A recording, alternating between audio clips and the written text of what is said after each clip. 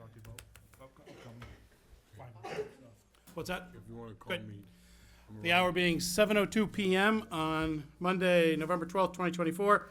I'd like to call to order the City of Laconia City Council meeting. Before we go any further, though, I'd ask you all to stand and join me in the Pledge of Allegiance. I pledge of allegiance to the flag of the United States of America, and to the republic for which it stands, one nation, under God, indivisible, with liberty and justice for all. Joined this evening by Recording Secretary and City Clerk, Katie Gargano. I'd ask her to please call the roll. Counselor Cheney, Counselor Cheney is still muted. okay.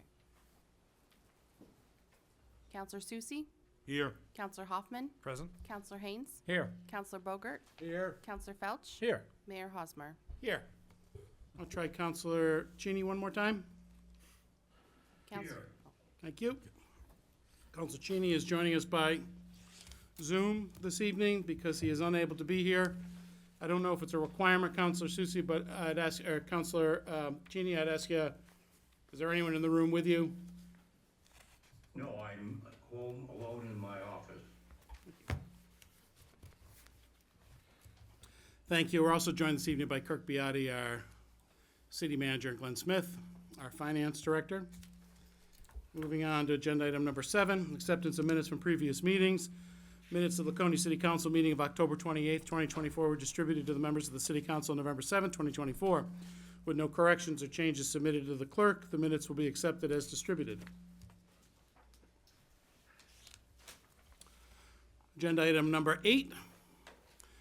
8A is a request from the Weirs Action Committee to use Endicott Rock parking lot for the Laconia Motorcycle Week parking from June 14th, 2025 through June 22nd, 25, and to waive all special event fees in connection with the requested use. This request was submitted by Kirk Beatty, city manager. His recommendation that this request be approved. The Parks and Recreation Commission approved this request conditioned upon further approval from the city council. Right now, I'll be looking for a motion to move to approve the request by the Weirs Action Committee to use Endicott Park parking lot for Laconia Motorcycle Week parking from June 14th, 2025 to June 22nd, 2025, and to waive all special event fees in connection with the requested use. So made by Counselor Felch, seconded by Counselor Susie. Is there any further discussion? Seeing none, all those in favor, I'd ask you to call the roll. Counselor Cheney, Yes. Counselor Susie, Yes. Counselor Hoffman, Yes. Counselor Haynes. Yes. Counselor Bogart, Yes. Counselor Felch. Yes. That's 6 votes in the affirmative, and that motion passes. Agenda item number 9, citizens' comments for matters not on the agenda. If there's someone here who'd like to speak to a matter that's not on tonight's agenda, now would be the appropriate time. Okay, seeing none. Move along to agenda item number 13. 13A is a public hearing. Ordinance 2024-235-81, amending Chapter 235 zoning relative to Article 12, Administration and Enforcement, Section 235-81, duration of permits. Notice of this public hearing was made available on the November 1st, 2024 edition of Laconia Daily Sun, posted at Laconia City Hall, Laconia Community Center, Laconia Public Library, and the offices of the SAU. I'd like to open the public hearing at 7:05 PM. If anyone would like to speak to this matter, now would be the appropriate time. Seeing none, no one coming forth, I'd like to close the hearing at 7:06 PM.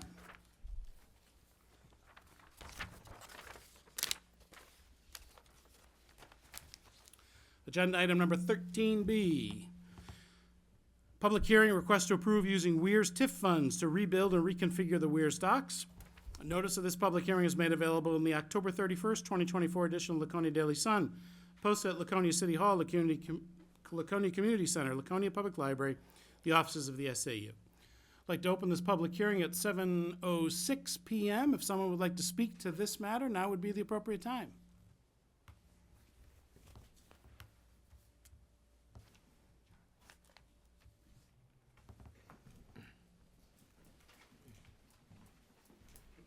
Welcome, Representative.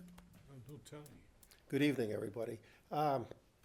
It's nice to see you all. I've been watching these meetings for a long time on my phone, and I was watching the last one when you were talking about these docks. And Councilor Susi talked about, or asked the question, why not have a parking rate for using the docks? And the response was kind of one of, that won't work, or we're gonna chase people away. And quite frankly, I can't think of a better idea. I find it hard to believe that people that want to come to the Weirs, use the docks, are going to get there and realize they've got to pay $2 an hour or whatever, and are going to say, oh, I'm not going to do this. Well, let's go to Wolfboro. Let's just make circles or whatever. They come to the Weirs because they want to go to the Weirs.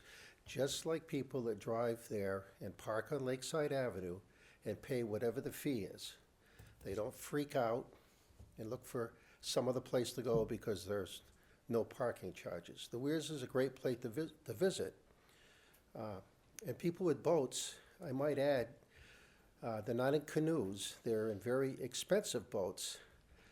So the thought of them paying a fee to park there, whatever the fee may be, and I might remind everybody that that fee, whether it goes into the general fund or maybe a fund that's gonna go back to the improvement of the beach or the docks themselves, to keep the upgrade of the docks, or perhaps the boardwalk, is a very good logical idea.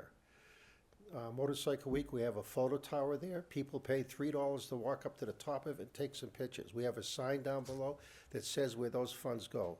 They go to the Motorcycle Week Fund of the city to help the city for its expenses. So I think that's a great idea, and I hope you'll consider it as this project moves along. And obviously, I support using the TIF funds up there. That's smart, too. So that's it. Thank you, Councilor Susi, for bringing that up. I appreciate that. Thank you, Representative St. Clair. Anyone else like to speak to this matter?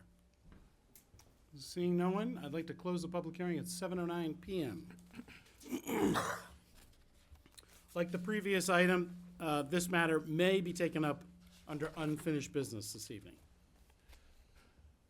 Agenda item number 13C, the public hearing, which is in regards to Electric Aggregation Committee's recommended consultant for community power.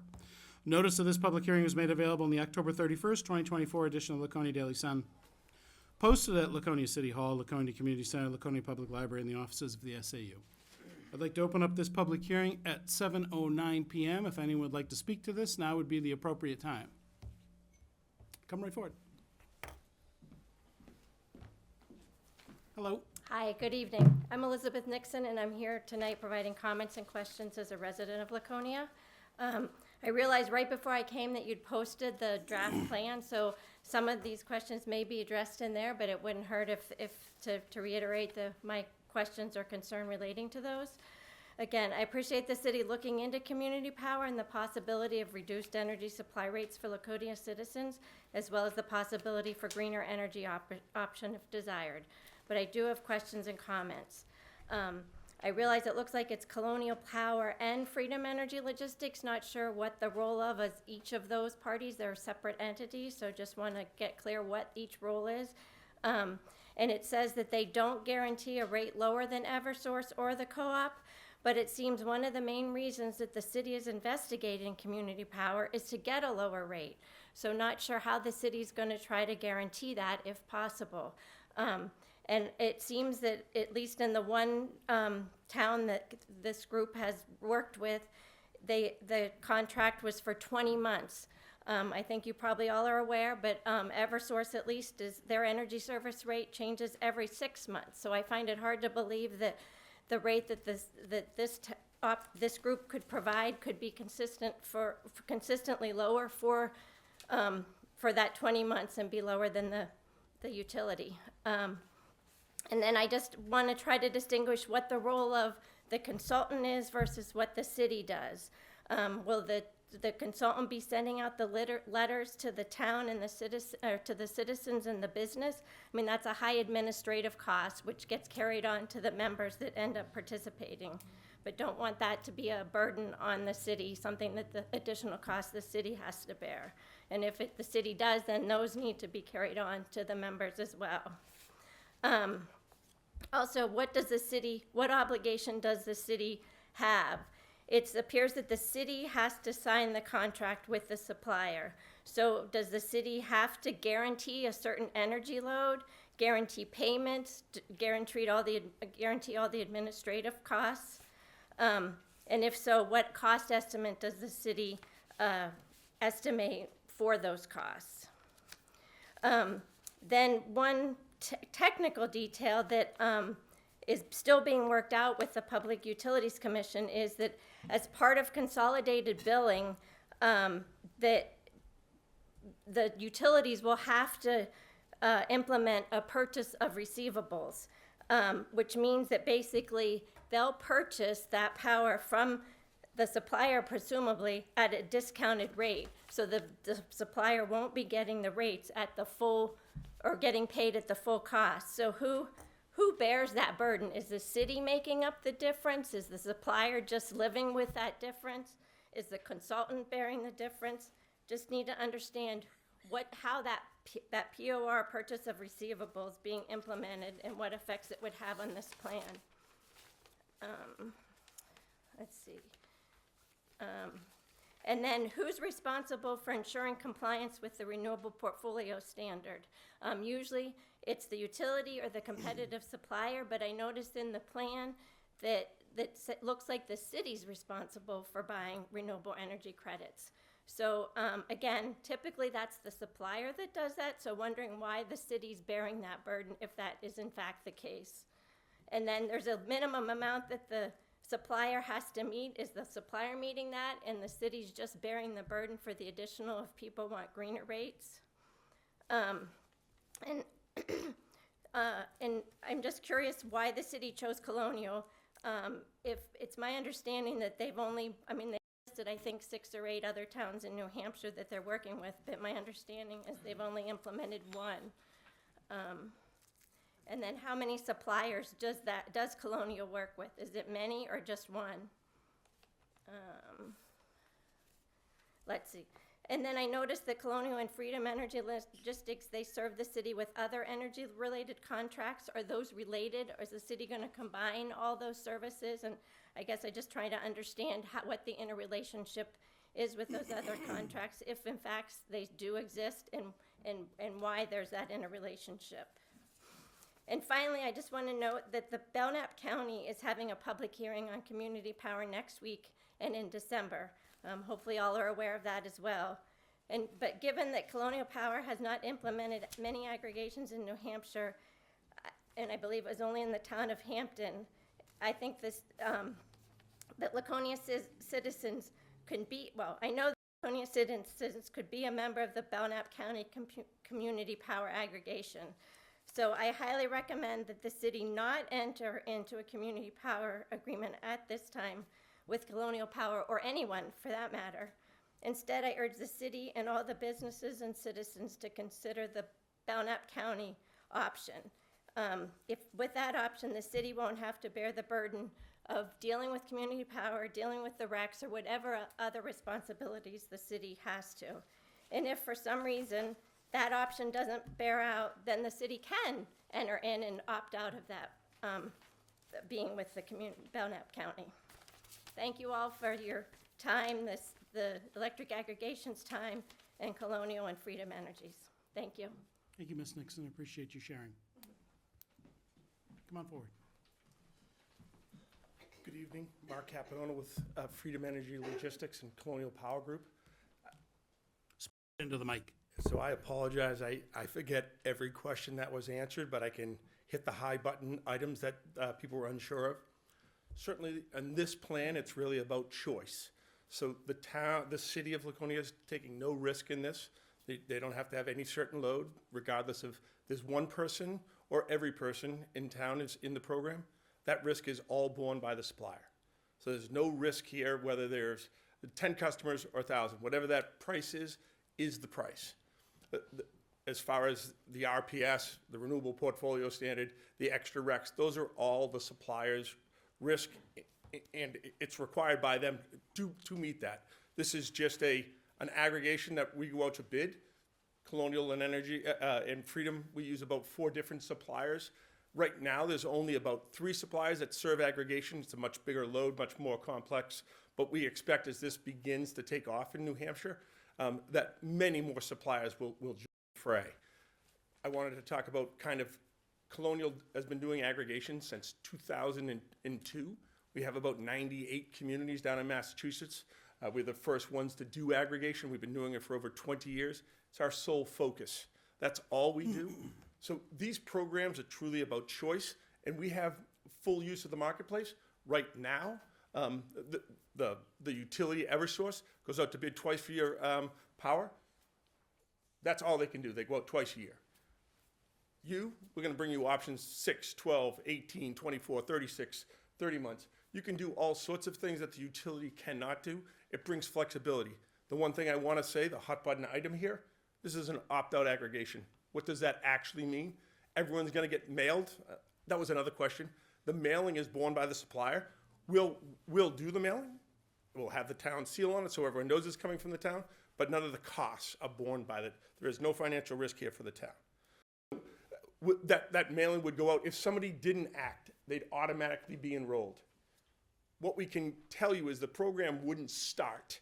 We can guarantee you it wouldn't start with it being over. So, meaning I'm best on Monday morning, I can Monday morning quarterback, but I can only guarantee that would be under for the next 5 or 6 months. And the reason is Eversource's rate changes every 6 months.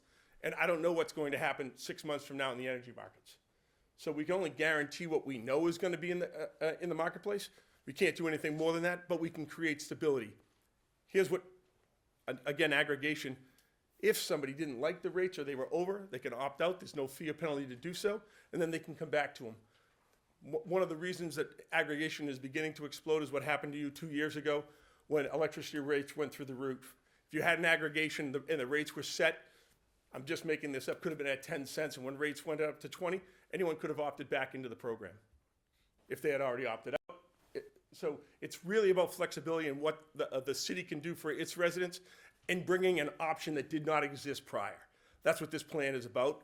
Currently, you have 2 choices. You have basic service or third-party supply, and those are your 2 choices. This is just another choice that you're adding. Again, for you here that are sitting, it's an opt-out aggregation, and that can upset the apple cart from points. That's just the way the statute is written. Can't do anything about that. I don't know if and I apologize, I don't know if I've answered all your questions though, ma'am. Who are the 4 suppliers? So Freedom. Can you speak right into the Yeah. microphone? So the 4 suppliers would be NextEra. It would be Direct Energy out of Rhode Island. It's NextEra. It's Constellation, Direct Energy, NextEra, and the 4th supplier is out of Rhode Island, and the name eludes me right now. Why it eludes me, I'm not certain, but that's the 4th supplier. They're currently serving Hampton, that 4th supplier. Okay, thank you. And the purchase of receivables? So the purchase of receivable is borne by the supplier. So what actually happens in that scenario is, if the purchase of receivables happens to be 98%, they factor that into their price, and that price. So if the price of energy was, I'm going to make this easy for us, 98 cents, they would bid the $1, and that other 2 cents would automatically come off. But what that does is that it's a must serve. I have to serve everyone. So the least of our brothers, someone with bad credit and so forth, everyone's in the program. They don't have to pay any different rate or put anything extra down. They happen to be a small business. But the supplier, if everyone paid 100%, would only get the $98, right? So out of that 100, they'd only get 98. They have factored that into their price, though. Again, not borne by the city at all. So just a question, I know this isn't question and answer time, but since you made, the contract, you assured us that there's no risk associated with the city being involved in this contract. And how is that contained in a contract signed between a municipality and your company? So it's a contract between, all you're doing is bringing the consumer base to the table. Whether the consumer participates is completely up to them. There's by no risk, I want to say there's no financial risk. But they, but I'll go back to that. I'm sorry, I Yes. don't think I had an answer on that yet. But it's an opt, you have to opt out. That's correct. So it does take an affirmative action from somebody in this city to say, I want to stick with Eversource. That's a correct statement. Okay, so one of my concerns is, how are consumers informed? So each and every person that's going to be enrolled will receive a mailing directly to them before the program ever starts. There's a 30-day opt-out program before. So 30 days before the program starts, you get a mailing. In that mailing, it tells you everything about the program. Here's Eversource's price, here's the city's price, and then you have to make a decision. If you wish to stay in, you don't have to do anything. If you wish to get out of the program, this isn't third-party supply, right? So this is sign the card, it's self-addressed stamped envelope, put it in there, and you're out of the program. Give us a call, go on the internet and opt out. Simple. There's no fee or penalty to do so. We're not trying to hold anyone in the program, we're trying to make a choice that hasn't existed. But Mr. Mayor, I want to make sure I'm clear. Yeah. If they don't do anything, they'll automatically be enrolled, and at the beginning of the program, you will have saved them some, $1 or $2 a month, whatever the difference is in rates. So, I mean, I guess that's my next question, is that if the rate with Eversource is less than what's being offered in the community aggregation, and they're automatically in the program until they opt out of it, what protects a consumer from paying too much with the aggregation? So all I can say is, at the beginning of the program, we wouldn't start the program, right? We just wouldn't start a program when we were over. We would just wait till we know. We get to Monday morning quarterback. Eversource says their rate is 10.5, and the market's below that. They say, okay, we can now get in at 9.5. Program starts. If by chance we bring you back pricing that says the price for the aggregation is going to be 12, you don't sign a contract. Doesn't make sense. Right, so I think a lot of this makes sense to me at some level, but one thing is I'm just concerned about the assurances the community receives with this. I mean, I think trust but verify. I think a written contract always verifies, right? We have a contract that we can send you to have reviewed and all of that. You'll see, no question. And how about is it fair to say someone could flip-flop monthly if they wanted to, if they just kept trying to gauge do what's best for them, and they could flip-flop back and forth any number of times? That's exactly correct. Normally, we see down in Mass, they'll do it twice a year because the rates only change twice a year. So let's just call it the difference between winter and summer. So in the summer, rates normally rise in ISO New England. So many of the participants are in the program. And then certain times, if someone's on a fixed income or a very inelasticity as far as a budget goes, they'll opt out in the summertime. So one question Ms. Nixon had, I think, had to do with potential bad debt that you would have. So bad debt is the cost of bad debt is figured into your price per kilowatt hour.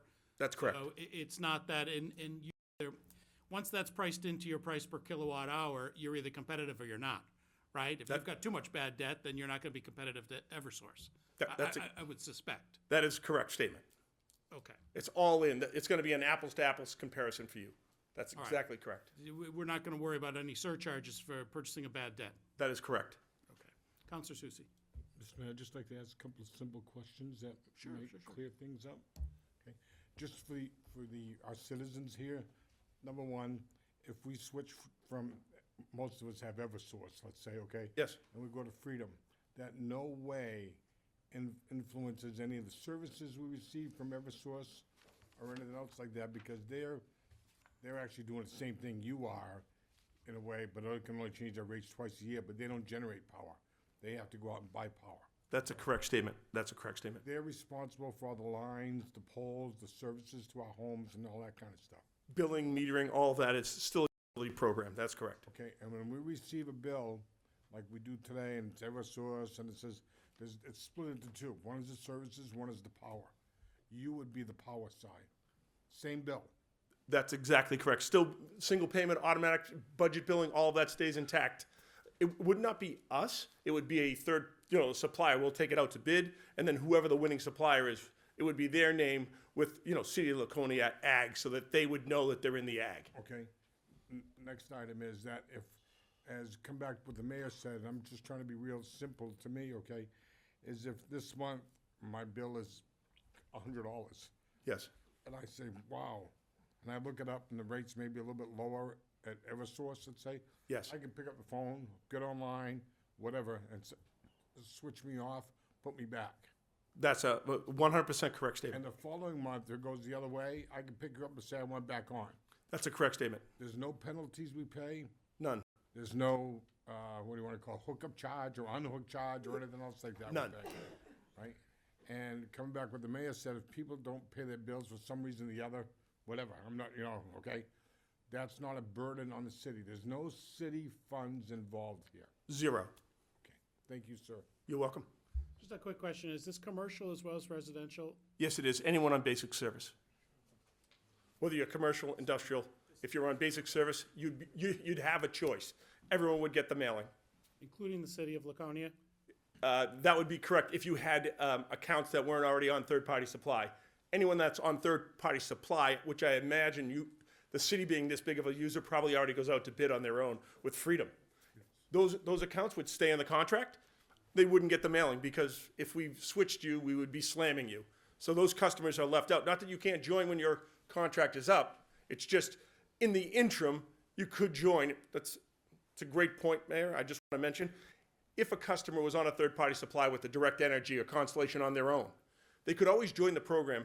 We just ask that they contact the third-party supplier to make sure there isn't a fee or penalty to leave their program.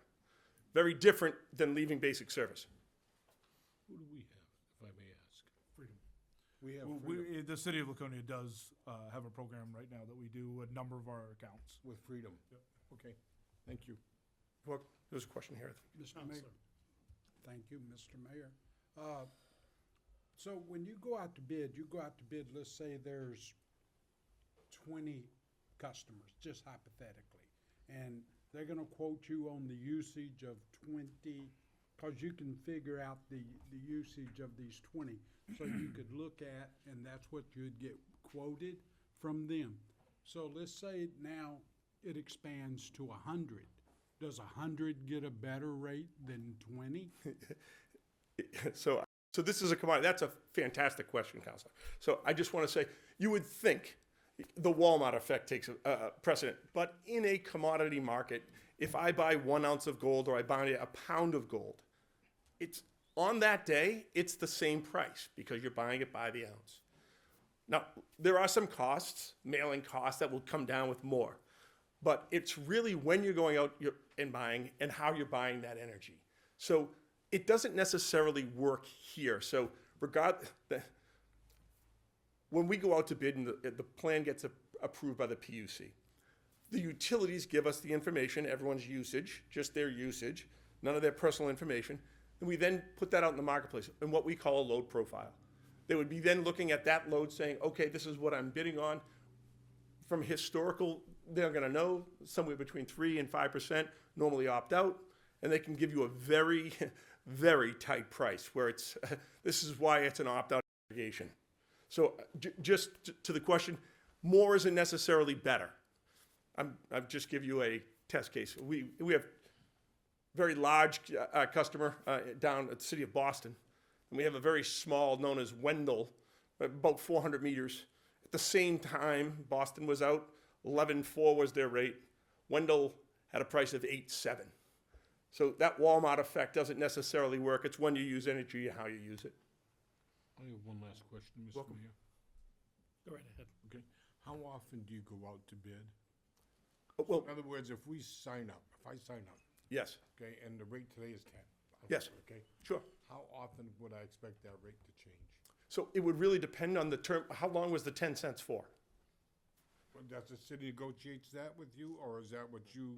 No, oh no, we're gonna bring you, and then we're gonna help you through the process. We're gonna bring you 6 months, 12, 18, 24, 30, 36. Okay. Okay, here we go. And during that contract, we're in the market all the time. This is where it's advantage aggregation.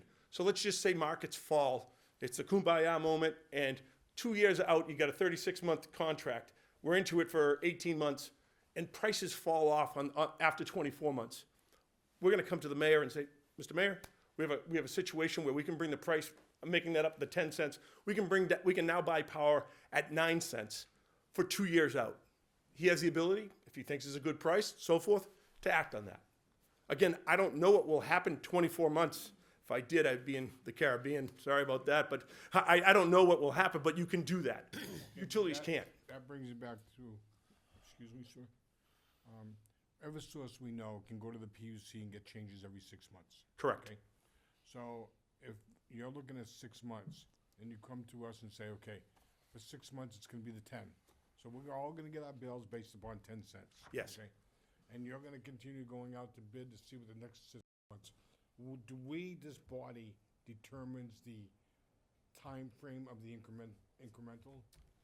So normally, what I've seen in other cities and towns is you give some, well, I'll call them guardrails for the mayor to work on. Or the mayor or the city City- manager? So who's ever going to city manager, who's ever going to be signing off, and that's who actually makes the decision, because it's a commodity and we need a price during the day, but they take the input from you, and you might say, okay, anywhere between 36 and 18 months, that's fine, and as long as the price is below Eversource, that's what we're looking for, because, So the user, okay, Yes. me, yes, I'm gonna get my bill, and it's gonna probably be that rate, which I know is below Eversource, yes.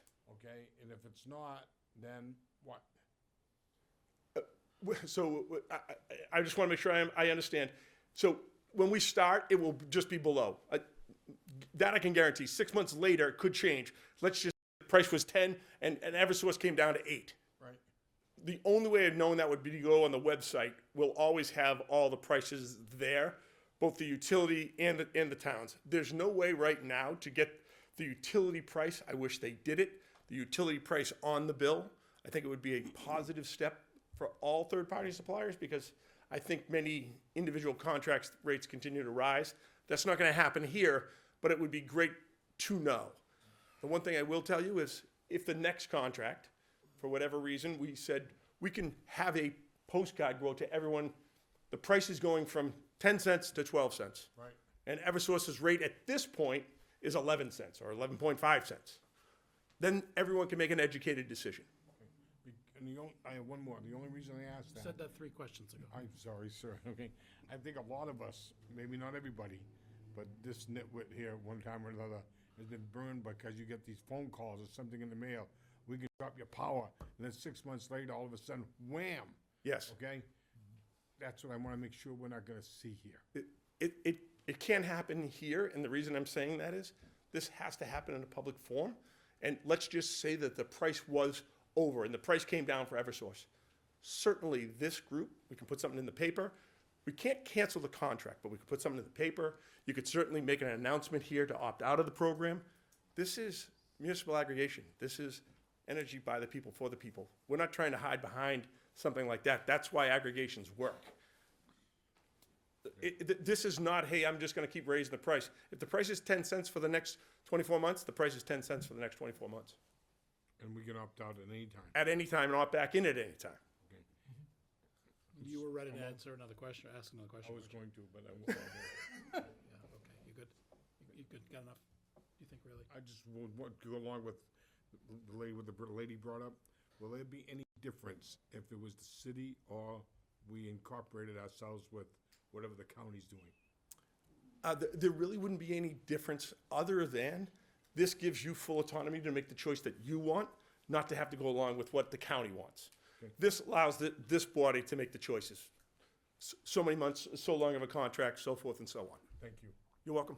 There was an implication there that the county would, because it was a larger group, would get a better price. I'm not saying it could happen. It could happen that the load profile could be more beneficial from all the towns. I just wouldn't bet on it. Someone's going to be subsidizing someone else. It's just, believe it or not, right now, that's what happens in basic service. Standard offer. Some towns have a better load profile than others, and one town is subsidizing another town. So if you went in with 2 towns, they're never identical as far as pricing is concerned. Anything else you think you want to share with us? No, I just wanted to make sure everyone had the correct information, that's all. Okay. Mr. Mayor, just yeah. one question, please. Counselor? Let's say, I'm gonna do a what if. What if everybody opt out after the contract's signed? What happens? So You bought power and the winning supplier is Host. Depending on what happens, but more likely than not, you left the program, just gonna follow through on you've left the program because basic service is lower, so that means that they have a higher priced hedge that they gotta dump into a short market, and that means they're taking a giant loss. Their risk, not yours. not the cities. Not the cities, not the individual customers. Okay, thank you. You're welcome.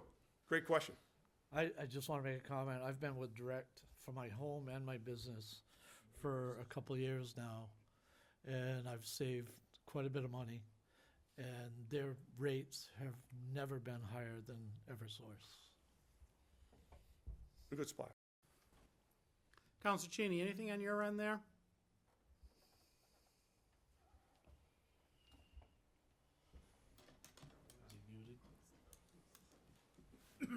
Okay, thank you very much. Thank you, I Anyone else like appreciate to speak to this matter?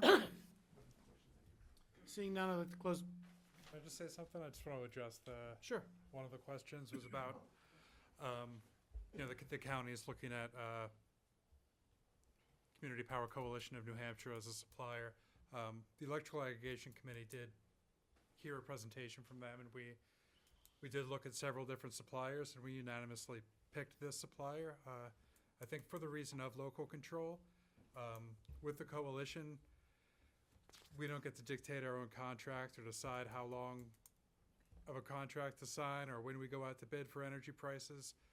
With this plan, we get to decide how often that happens, how long of a contract to sign. Thus, the local control. So, it's good what the county's doing. Nothing against Community Power Coalition in New Hampshire, but just wanted to point out that the committee did look at that, and we did choose this option because of that reason. I'd like to close the public hearing at 7:39 PM. Move along to agenda item number 30. Mr. Mayor, if I could just make a quick comment. Yes. Later on tonight, you're only voting to have a second public hearing, so if anybody's waiting to hear if you're gonna choose this, or all this Thank is later is to go to another public hearing, required by law. Great, thank you very much, I appreciate that. So we'll still close the public hearing at 7:39 PM. Move on to agenda item number 13D, public hearing request to make Howard Street one-way and no parking on one side of the street. Notice of this public hearing is made available in the October 31st, 2024 edition of Laconia Daily Sun, posted at Laconia City Hall, Laconia Community Center, Laconia Public Library, and offices of the SAU. I'd like to open the public hearing on this at 7:39 PM. If anyone would like to speak to this matter, now would be the appropriate time. Welcome. Good evening. Good evening. I am Mark Dadian. I'm a property owner on Church Street, which backs up to Howard Street. Forgive my ignorance. I'm not quite sure what the proper protocol is here. Can I interject questions? Because that's all I have are questions about this. You can ask rhetorical questions that maybe we'll try to address during unfinished business later on. Okay.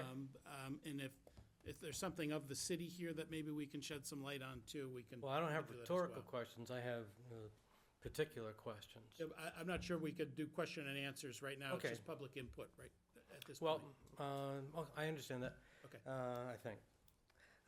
You're doing fine. You're doing fine. Whatever works for you. Couple questions that I'm pondering. Who made the request? Was this a request made by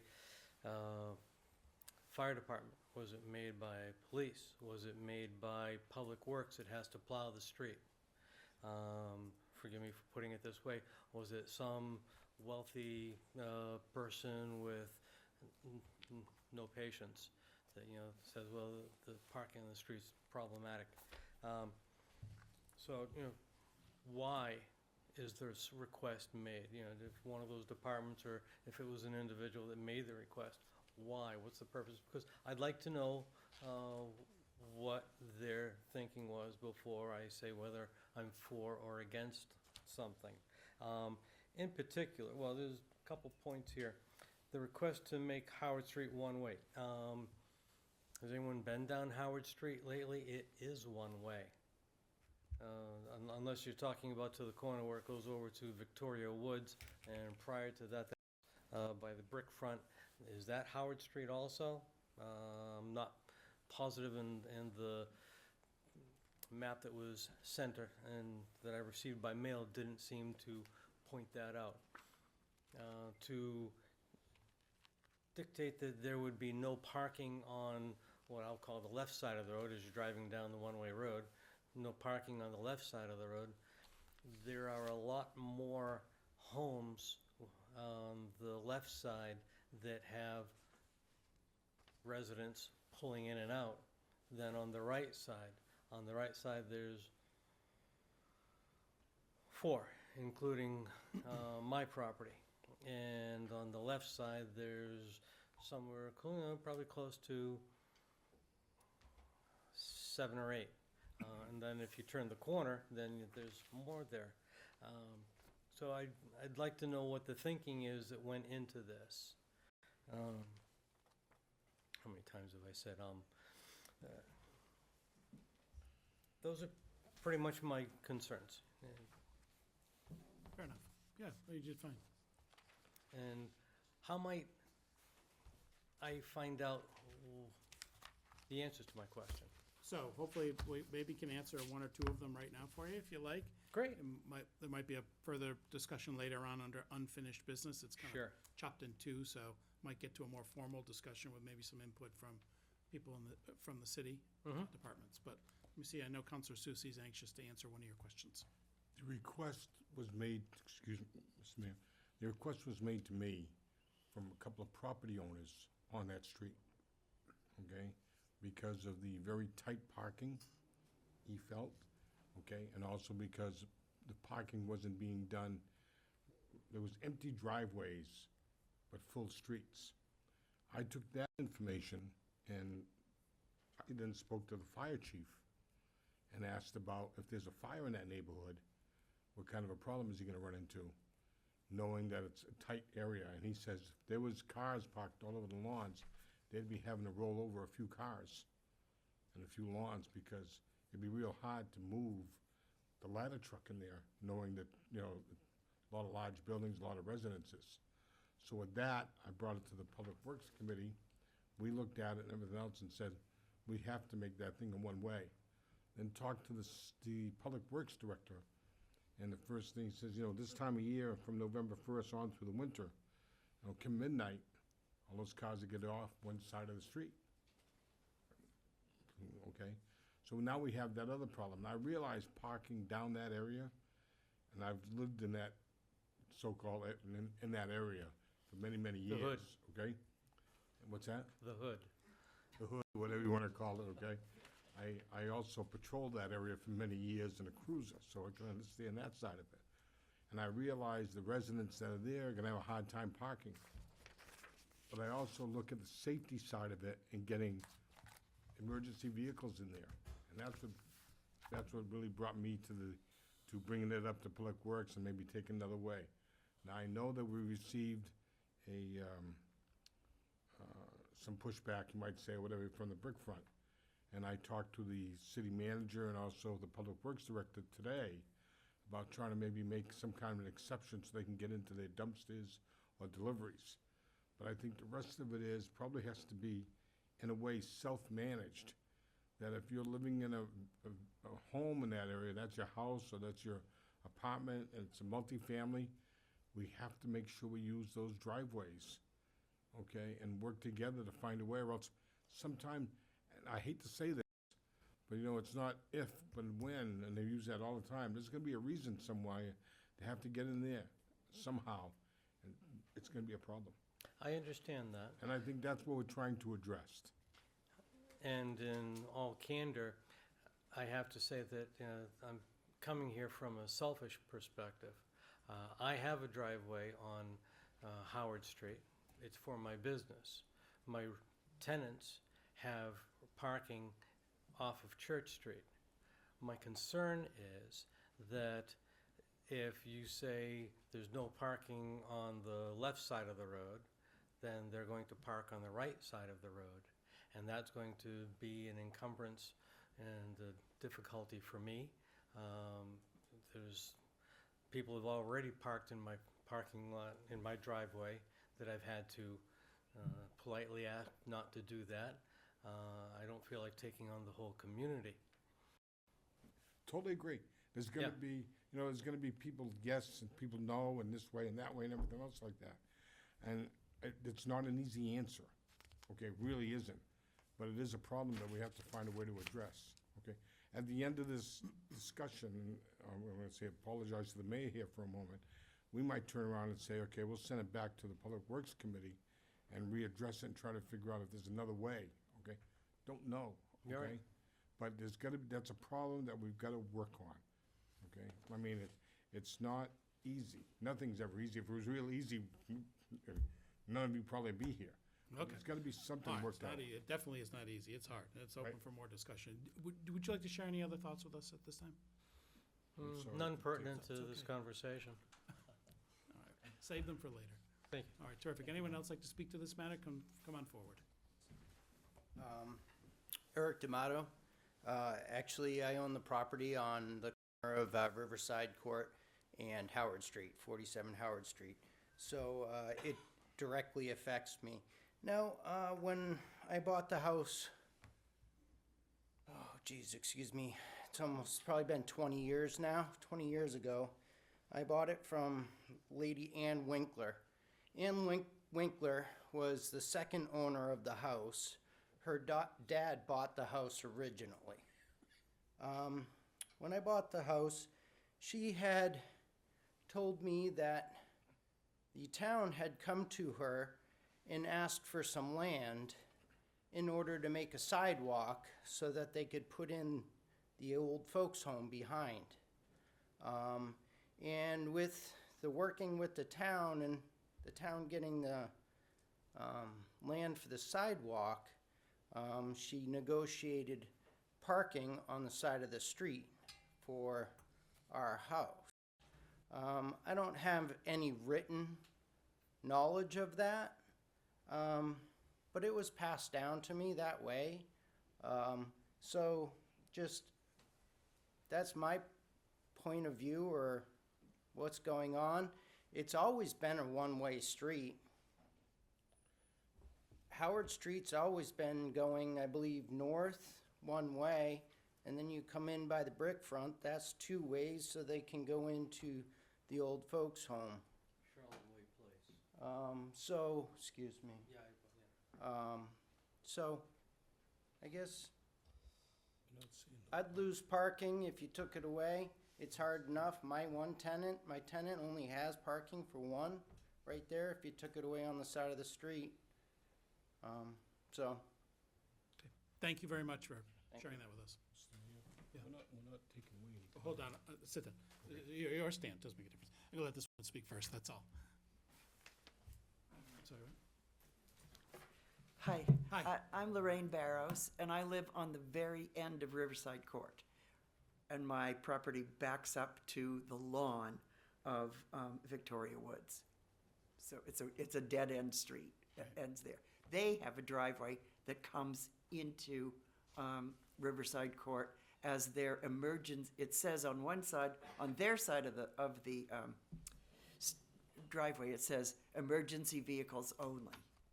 Unfortunately, most of them ignore that, and a lot of them come out through my driveway into Riverside Court and out Riverside Court. My concern, of course, is that if they can't go out beside the brick front, if you make Howard Street one way, all that way, then they'll be able to get out onto Church Street.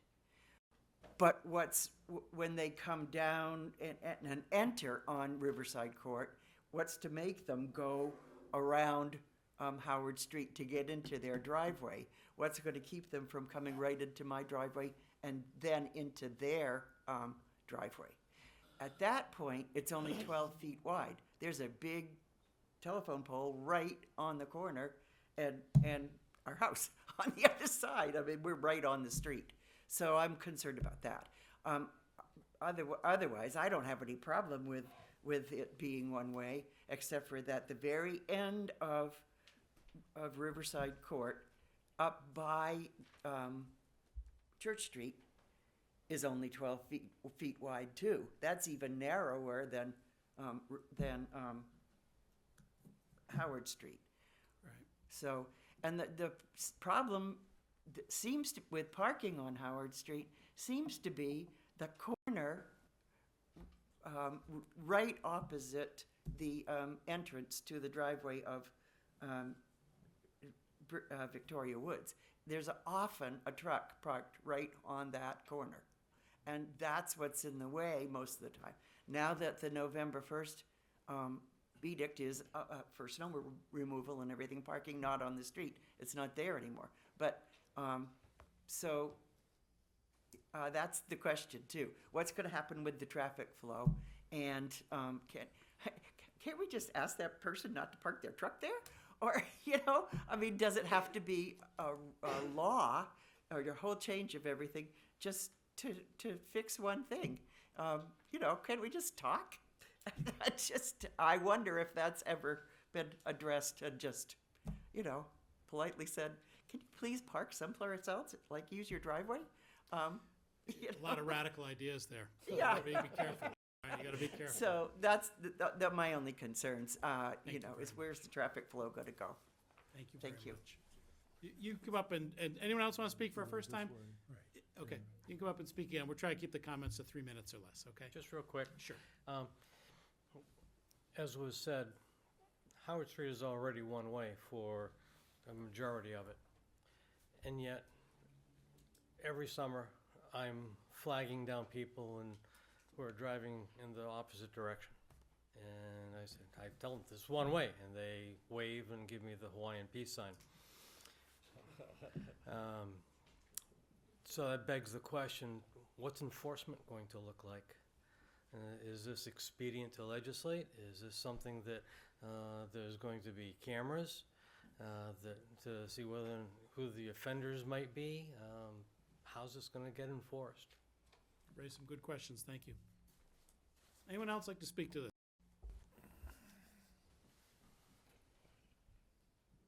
Hello, Hi, welcome. my name is Kate O'Malley. I am a tenant on Howard Street, right at the corner actually where the red house is. So where that truck is. Is that your truck? It is, well, the one that's not. Don't answer that, No, don't but the one on the corner closest to the telephone pole is not mine. I'm sure if you asked that nice lady, I'm sure she would move the truck. But my concern is, on Riverside, it is much narrower. Are the emergency vehicles going to go down the Riverside, or are they going to ignore the do not enter on Howard Street if you put a sign up and go down that way to Victoria Woods for the straight shot? Or are you going to do the Riverside where it's going to take by the White House, take that corner, go all the way downwards and very narrow entrance? Or are you going to go down Riverside, take a right, go all the way down where there's more corners, which I feel like would take up more time versus going straight shot if you could enter by Brickfront?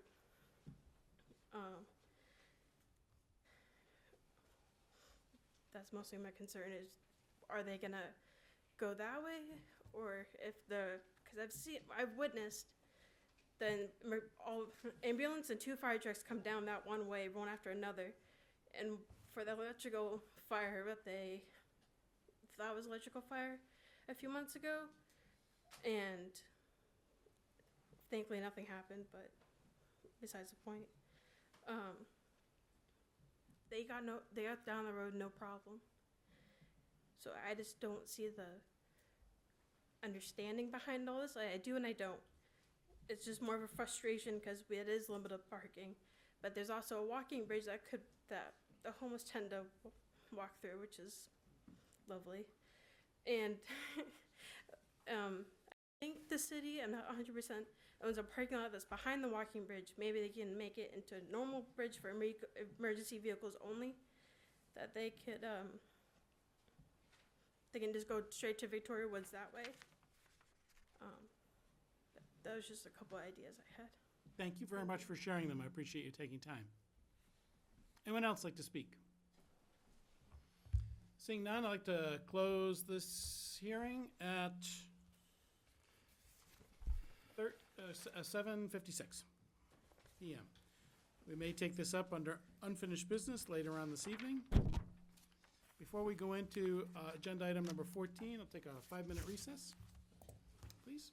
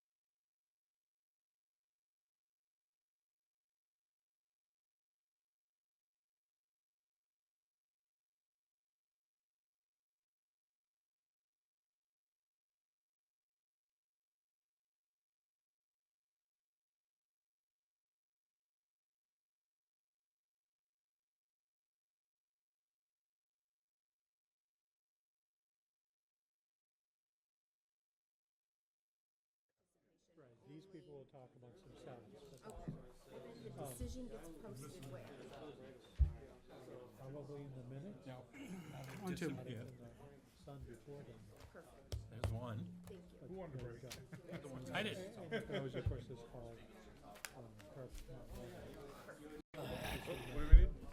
Thank you. Jim, glad to see the, She was asking whether if they make a decision about how it's, how we should go about Okay, if we can reconvene, I'm going to minutes, look in the paper, correspond. reconvene the city council meeting at 8 PM. I'd move along to agenda item number 14, presentations. This is the planning department. Presentation, a follow-up to the business and economic affairs housing champion presentation that we received 2 weeks ago. Correct. Welcome. Thank you.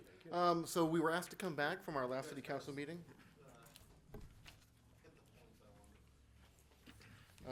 To kind of go over what our proposed changes would be if we were to decide as a community to pursue the housing champion designation. So we're just going to go through each slide here. What we've done is the first slide is the requirement that's outlined by BEA, and then the following slide will be what our changes would be and how that would, the changes that would be required in the zoning ordinance and how we meet whatever requirement there are. All right, so the first one is workforce housing requirement. It's defined as a multifamily. Excuse me, it's much louder up here than it may seem back there, that's all, but thank you very much. So they define workforce housing as a multifamily of 5 or more units, and it would need to be permitted by right in the majority of land area for residential uses. and there would be no extra requirements for lot size, dimensional requirements, or parking, and it would need to be deed restricted for at least no less than 10 years. Rob, can we stop just for 1 second? So course. I'm diving into this, and this is take a step back and explain to me what we have here. This is a workforce housing requirement. Right, so As mandated by whom? This is mandated by BEA if we were to decide to enter into the program, and our zoning ordinance would need to meet certain criteria within their criteria for the Housing Champion Program. Okay, Business and Economic Affairs, they were here 2 weeks ago. So is, everything that you have here is something the city must do? No. So all of these are options of what we could do. These are all coulds. And if the city were to do it, it would receive a corresponding number of points from the state. Correct. So for each zoning requirement you meet, you get 10 points, and you need a total of 80 points for the designation, 40 of which can come from zoning. I believe it's 25 can come from training, and there's several other criteria that you can meet. But you need to meet at least the first 4 criteria in some regard. So this 4 that you've put forward right now are what? Options the city could do to secure points if we were to have multifamily of 5 or more units. What's that mean? So we don't need to meet the 5 or more units. We already actually defined workforce multifamily as 3 or more, so we meet that. But in the bigger picture of things, we only need to meet 3 of these to get Okay. our total point allowance. So we'd only need to adopt 3 changes to meet BEA's requirement for the Housing Champion Program.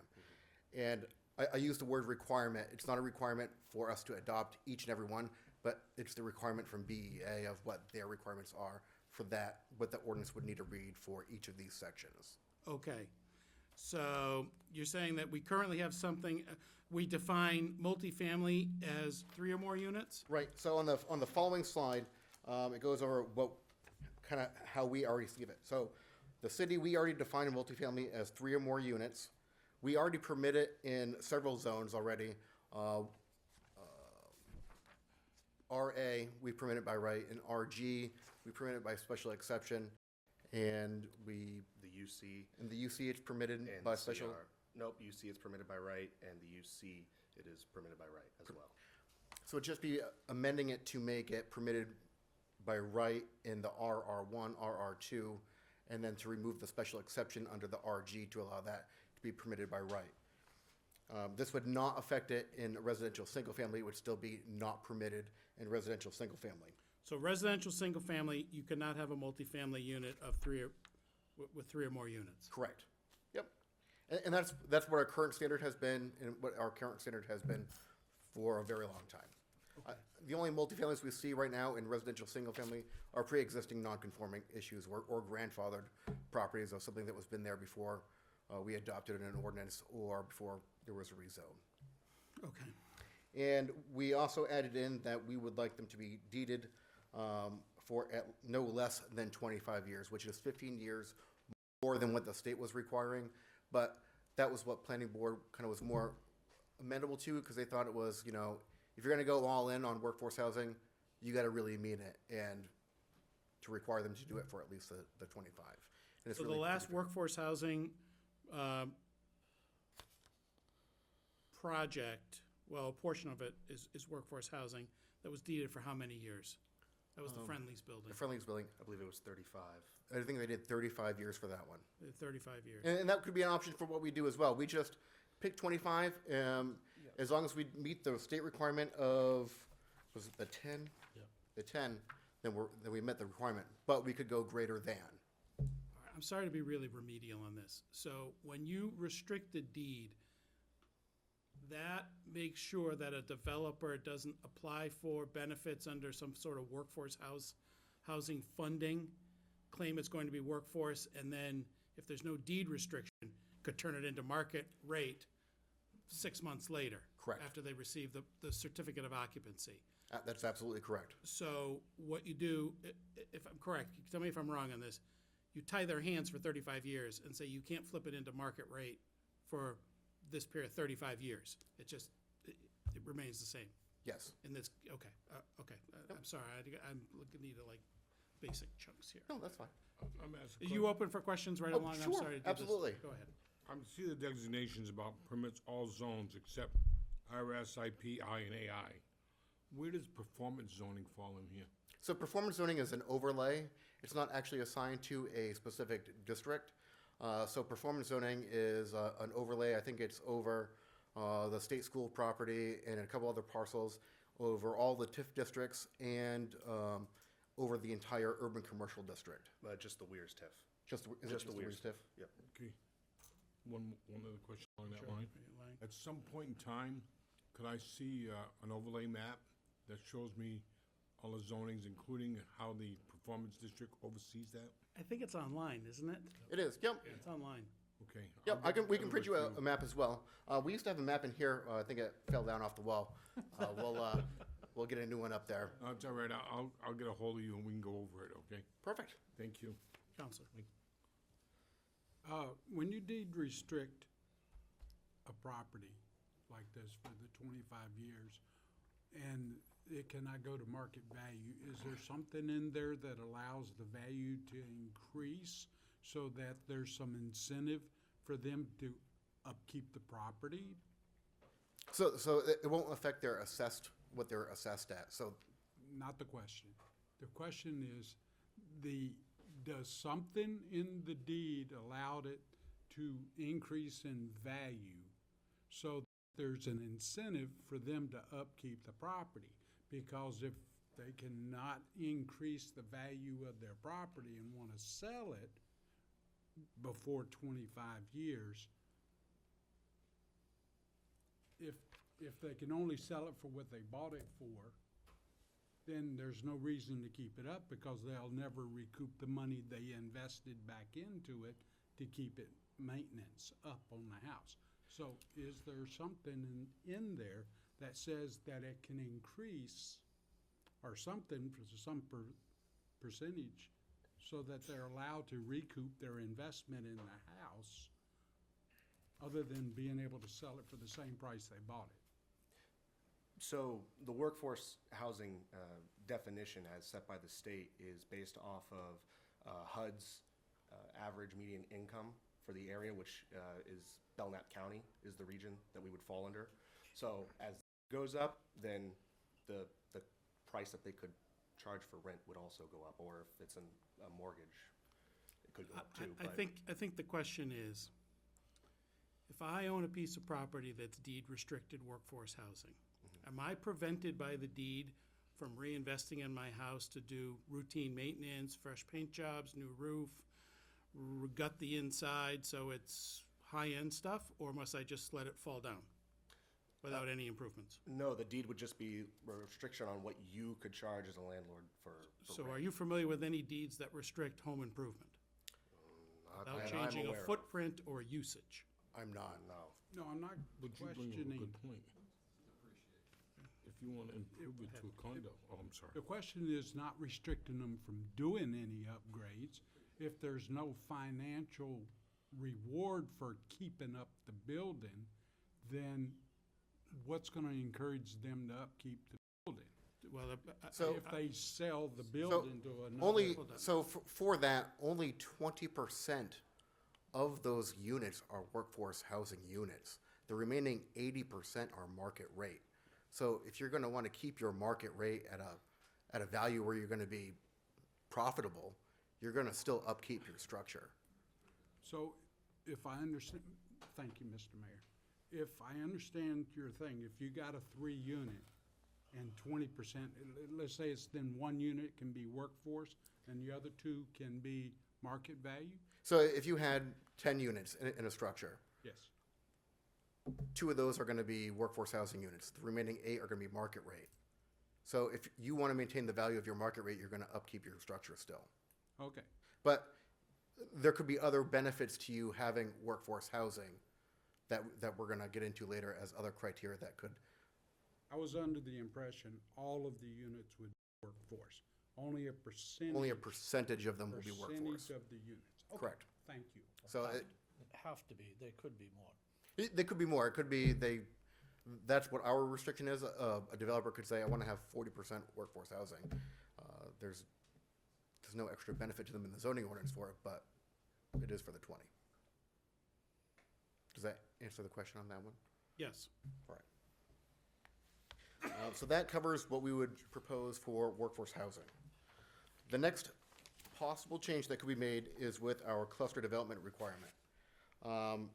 The state requires it would be required to be permitted by right in a majority of land areas for residential uses, and we would have to allow a density bonus of at least 20%. It doesn't say after it, but that would be for open space only.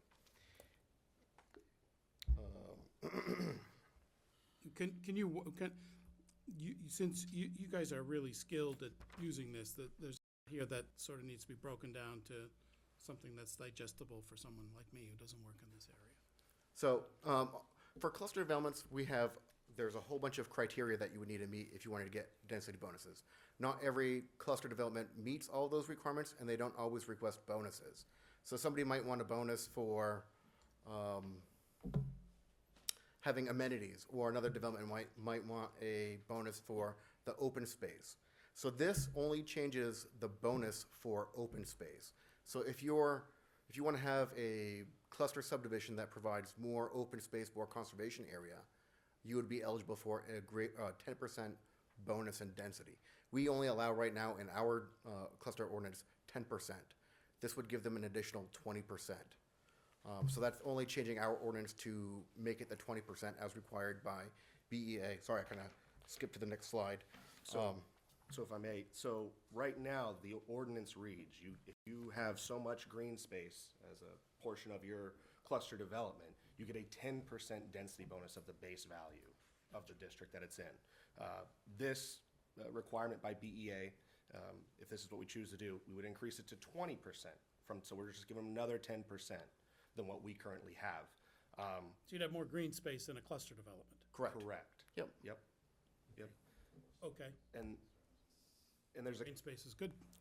Right, once green space is gone, you're not getting it back, so this is incentivizing people to maintain more green space, more open space, and they're just getting an additional 10% density bonus. Now, with that said, there's a total number of density bonuses you can get currently. If you look at all the different ways you could get a density bonus now under the ordinance, you're capped at 25% total. Even if you had all these other things to try to get all these other bonuses, you can't do that. You can't get more than 25%. Because we're increasing the open space density bonus by 10%, we would also increase the total bonus by 10% as well. That's just what we would propose. It's not something you have to do, but just logically it made sense to us, so. If I may, Mr. Mayor, my question to you, and I think you've answered it, and to go back to what Mr. Dadian said, or Ms. Dadian said a little while ago, I'm trying to, in a way, be nice, but prevent another hood where there's so much density of people within a certain amount of area. It makes it really tough for parking for anything else like that. Does this help that, or does it make it more tight or less tight? No, this doesn't affect that, the parking requirement that would have. It would just be, it wouldn't make anything more tight. We already have requirements in there for cluster subdivisions that require a certain building envelope and certain building separation distances, and that doesn't change any of that. So the buildings wouldn't be any closer together. It would just be, so if you had 100 acres and you were allowed, we allowed 60 units there, you could do 66 units as opposed to the 60, as long as you met all of the requirements. Does that make sense? Okay, go back to that one more time, please. So it doesn't change. 100 acres, you got a 100-acre lot. So you got a 100-acre lot and you're allowed 6 units per acre. You're gonna get that additional 10%. I think it'll be 20%, so you're gonna get 12 more. Then you're gonna get, you could just have 12 more units there. It doesn't change how close they are, or the compaction rate, or reduce the parking requirement. That all remains the same. But you can put 12 more units in. You can put 12 more units in. Allows you to be more dense. Yep. Okay. But you still have all the same building separations for fire safety that we would require. Okay, thank you. You're welcome. So that is the only change that would, and that only affects cluster developments. And that would, so that's only for new developments coming in utilizing clusters. Inclusionary zoning requirement. This actually ties back into workforce housing. It's just giving workforce housing a density bonus. And then giving them flexibility of, we can go an extra story. So this is something that, and it's an either or. So we don't have to do the extra story, or we could do the extra story and not do the density. So this is really a dealer's choice of what we would want to do as a community if we were going to decide to move forward with this one. But this one would have to be tied to the workforce housing. So if we adopted workforce housing, we could do this as a supplemental one, but if you don't do workforce housing, you couldn't do this one. Does that make sense? And it's just giving us that flexibility of, we're going to do the either or.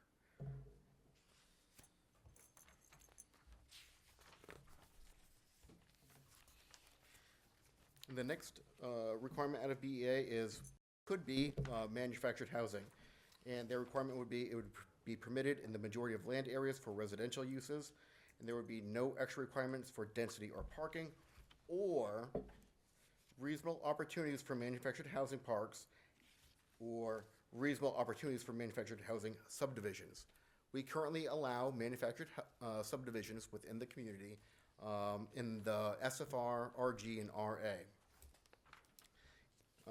We do not specifically address manufactured housing on individual lots within our zoning ordinance. So we kind of drafted up, it would be permitted in lots zoned for single-family use, no more than 1 unit per lot, not permitted on lots with existing dwellings, not permitted to be used as an ADU, and must meet all requirements for single-family dwelling units. And we would have to add several definitions if we wanted to do this as well. And this would also lend itself to being added to the table of uses, so we could actually specify where we would want, if we wanted to allow manufactured housing to be used on single-family lots. So how many manufactured housing developments do we have in the city? Rough. Not very many. Not very many at all. And I think, Trying to think off the top of my head, I would say maybe, I can only think of Briarcrest off the top of my head. I would say 2 or 3. There might be another 1 or 2 out there, but I can't think of them. And I think you'd probably drive around the city and see maybe 4 or 5 manufactured units on single-family lots throughout the entire city. It's not something that's widely done. But the other important thing is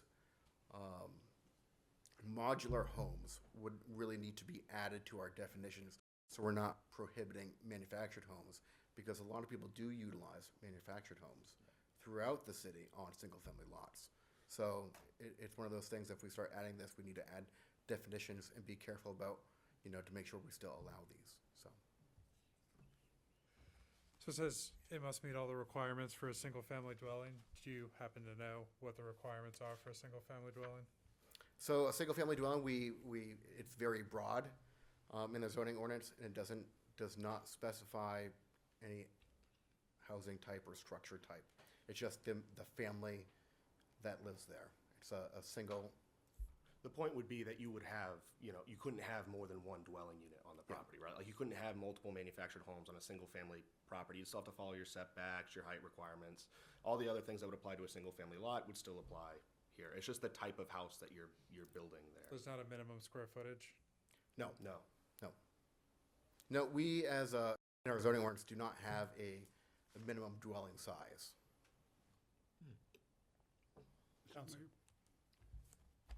When you say manufactured housing, that doesn't mean mobile homes. Manufactured housing is what a person would call a manufactured.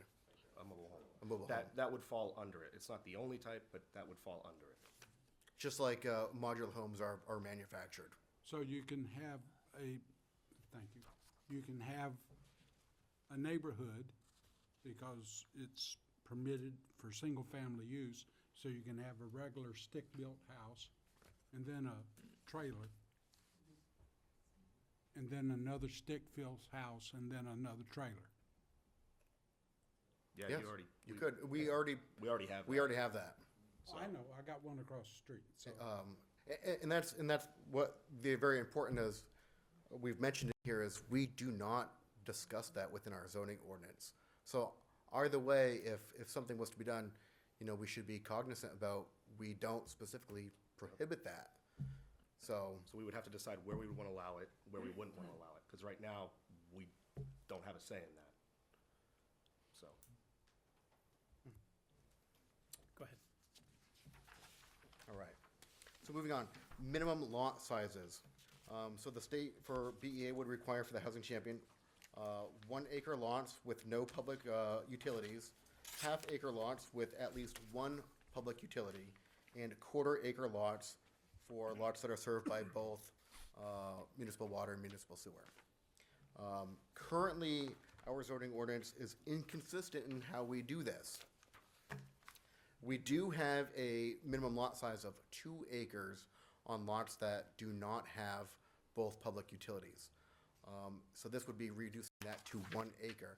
There is a stipulation in there, though, that if we reduce that to the 1 acre, they still have to meet the requirements as outlined by DES to have both a well and a approved septic system on there, and be able to get an approved septic system before they would be able to get subdivided into that 1 acre lot, which that would come down to, they need to evaluate the lot for soil types and all these other requirements to make sure that they met with that requirement. So feasibly, this might not affect as many lots as you might think it would, because they would still have to prove to us that they could meet the state approval process for getting a state-approved septic system and well, to have that minimum separation distance. This would also, we also proposed in this same change, we currently have two measurements for density within our urban commercial district. One of them is 20 units per acre, and then we have another requirement on structures that were built prior to January 2019, that it's 1 per 1,000 square feet of residential use. We've kind of found issues with this and have made people go to the zoning board to get variances. A good example is the Union Square project that just went through and got planning board approval for converting some of their commercial units to residential.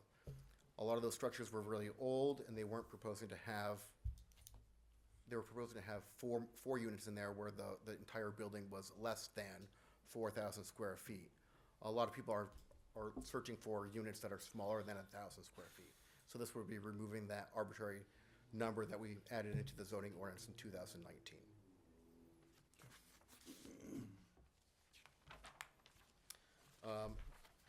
Minimum dwelling size requirement. According to PA, they added a minimum dwelling size of 220 square feet. This is more for, as people would recognize them, as the term tiny houses. And it would be, they would need to meet the requirements as outlined in RSA 153 and 155A, and permit houses on foundations of 400 square feet or less must meet IRC Appendix Q and RSA 155 requirements, which is they just have to meet the building code for the foundations. Yeah, and it's fire and building code as well. Yes. And we, like I mentioned earlier, I believe, we do not have a minimum dwelling size, so this would then add in a minimum dwelling size into our zoning ordinance. Is there any dwelling out there in the city that's smaller than that? Not that I've seen so far. I guess that wouldn't mean that That's it's smaller not. than a hotel room. It is very, very small. Yeah. I've not seen one, but Okay. Most tiny homes are bigger than that. there's a federal requirement of what minimum dwelling units, habitable space must be, which is how they got to that 220. Okay. All right. Another option would be the off-street parking requirement. BEA's requirement would be no more than one space per housing unit. Currently, in our zoning ordinance, we do require more than that. A multifamily dwelling is 1.5 spaces per unit.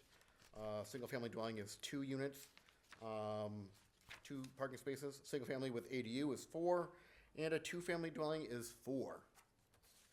So this would reduce that to, it would make them all standard to the one. And that's one per unit. One not per unit. Per, building. So if you had a two-family dwelling, it would be 2 parking spaces instead of the 4. Correct. All right. Mr. Mayor, can I just, Yeah, something that might go help right in ahead. some of these too? Can you just go through the process of, you propose changes, but can you just explain the process of how these changes actually, I know it's multi-step with multi-boards. Can you just kind of explain that? So the first step, if we wanted to amend the zoning ordinance, would go to planning board for a public hearing. The planning board would then have the public hearing, and everyone would be allowed to talk about whatever the proposed changes would be. The planning board would then debate those changes, and they could make a motion to forward it to city council. And city council would then hold an additional public hearing on those proposed amendments. And at any point, if city council was like, we are not happy with these proposes, or we would favor this one, they could then kick that back down to the planning board to reevaluate, and they would hold another public hearing with any amendments that would bring. And then they would bring it back to city council for another public hearing. So there would be a minimum of 2 public hearings for any zoning ordinance update, and there would be a minimum of 2 city council meetings for each zoning amendment that we would propose, or that is ever proposed.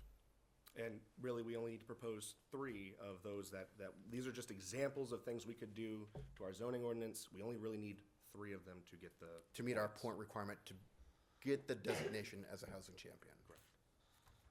So it's really an a la carte of what we, if we wanted to pursue this, what options we would want to make sure that we met the requirement. And if none of those work, there are other options out there that are, avenues we could take if it's decided this is not the route we want to go with any of them. These were just the easiest and most effective changes that when we reviewed the requirements that we could make that would get us to the Housing Champion program. So we're looking at workforce house, you on page 3. Workforce housing proposed. 1, 2, 3, 4, 5.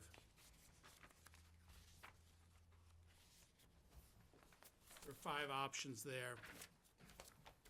3 of them would.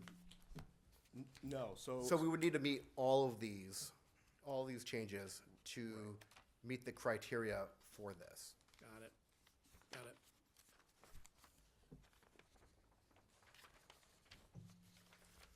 Mr. Mayor, Yes, Council Cheney. I apologize for interrupting. No. If I might, a couple of comments.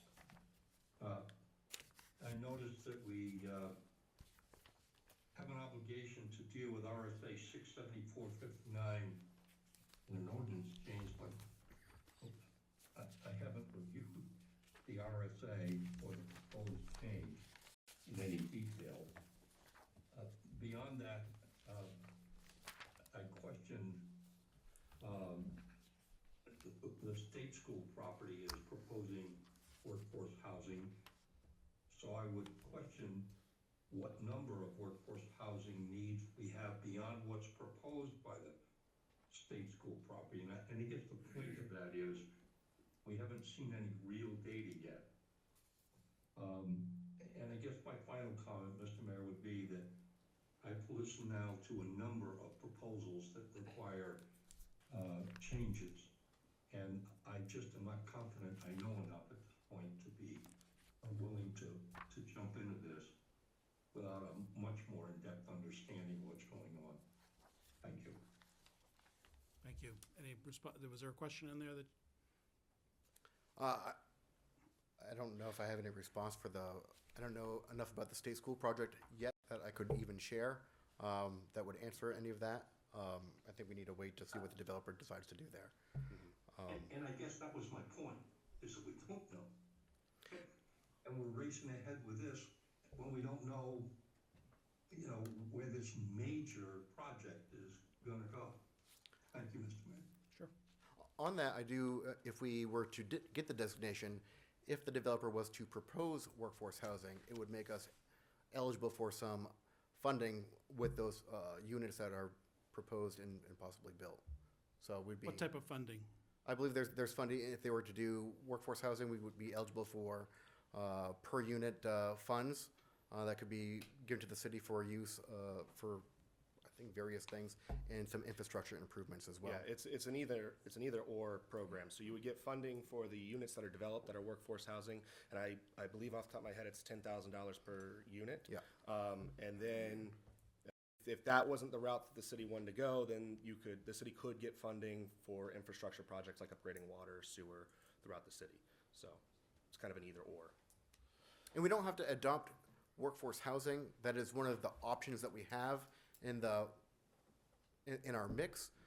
So it's which options work best if we wanted to do this. So let me ask, if we go forward with this tonight and say we want to do this, and we get the application in, how long do we have to meet all this criteria? And if we don't meet this criteria, they can turn us down. So even if we decided to go forward with this, we would not meet the deadline for this cycle. We wouldn't meet the requirement for the following cycle, which I believe is in April. Yeah. Because of our process that we take to go through to get an amendment approved. The public hearings would take at least months for us to get all the way through, to get all public input, to draft everything, and to then send it to city council. So you've got a I guess what Councilor Cheney has suggested is that there's there are some, it's complicated in some areas if you're not working with this stuff every day. Correct. It'll take a little ramp-up time to understand, but certainly with 4 public hearings with every ordinance change, is that correct? It would be two. It would be 2, but 4 meetings. So 4 meetings. two public hearings, and then there'd be a presentation at planning board, and then another meeting here. Right, so you've got a couple of public hearings and you've got multiple meetings here as you make suggested adjustments or amendments to ordinances in the city. Yep. And the timeframe we're looking at now is April of 2025. Correct. Yep. Okay. Counselor Susie. I have a couple of questions, please.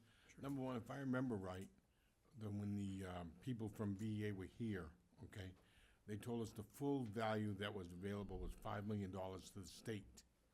Yes. So of all the other cities and towns that are applying, it would be a spread of that $5 million of whoever's accepted, right? Correct. So that doesn't seem like a lot of money for, because I have no idea who the other cities and towns are. And that's what's available this year. But we would, once we had that designation, how much is that going to change each consecutive year? I have no idea, but I doubt if it's gonna be in multiples, okay? Secondly, okay, we just passed recently some additional funds to have the master plan upgraded and am I correct? No. For housing and all, didn't we just do something like that in that area with a couple? You supported a HOP grant. Right, to look at housing and stuff like that. Correct. Right? Correct. And that's not completed yet. No. No, when it first came to the board, it was in time, we were within our time period to apply, but We haven't got that award yet, but that's a grant to No, look at housing and everything else like that. We don't know if we're gonna win it or not, right? we can't even apply because we missed the deadline, Okay, so. that, and then we also have, and I think Councilor Cheney brought it up, okay? We have the state school property that we don't know yet, okay? So it's hard for me to support something like this when there's so many unknowns yet that could have a great bearing on all of this. That's what I'm saying, okay? We're gonna change all these zoning laws when we know, we don't know for sure. We don't know what's gonna come out of this, that roughly, 279, 300 acres of property, what's gonna happen there, okay? There's gonna probably be a lot of pressure on that developer to build both market rate stuff, above market rate, and workforce, okay? Because they're gonna wanna look good to the community, okay? And so I don't know, I'd like to see more what is coming from that HUP grant, whatever you mentioned, okay, that does a study on our housing requirements. Okay. I mean, to me, that answers all the questions. Okay, I'm sorry, We won't be getting the HUP grant in this round. we wouldn't be getting this in Right. this round. No, I'm just saying that won't be coming through in this round. I think the danger of what happened with the HOP grant is that when the information about what it was and why it was important came out, what was the vote? I don't recall, when we reconsidered it. The When we original considered, I vote was think we 3-3. supported it, if I remember right. No, what did, we've applied for the HOP grant. When we reconsidered it, We applied for it. what was the vote on the council? I when- don't know. I think it was 6-0. Right. And I think what it, you know, what I think, once the council was aware of what the HOP grant was all about, you could make the decision that, yes, we should support it. So we went to 6-0 to support the planning department asking applying for the HOP grant, with knowing we missed the window when we didn't act on it on September 23rd. What this allows us to do, it seems to me, and listening to Rob, is that it gives us these months to ramp up and look at ordinances or zoning and make individual determinations whether we can be somewhat proactive to address some of the housing concerns in the city. Because if we're not proactive, we're reactive, and what happens when we're reactive is we behind the curve on stuff. So, I mean, that's kind of what I understand you were saying, Rob. Am I No, that's correct? absolutely correct. That's very correct. So as we prepare for the number that was floated out there was 2,000 units, which to me sounds mind-boggling and probably can't get it done. I think as a city, do we want to be in a position where we have a strong set of updated ordinances for zoning and allowing the planning department to make confident decisions based on the fact that we're not trying to catch up and rewrite ordinances in response to this? I mean, that's my point. It seems to me that this is, if I hear Rob correctly, it allows us to better prepare for it without tying us to an obligation, strings attached, i.e. from the state. I may be wrong on that, but that's kind of what I hear.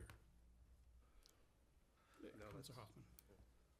So I guess, let me clarify this a different way. So by making a certain number of zoning changes that we would all have to agree on, right? It would make us eligible for money that we could use for infrastructure projects related to, say, the state school, right? That is 100% correct. But this status doesn't obligate us to do anything. No. Right, okay. Thank you.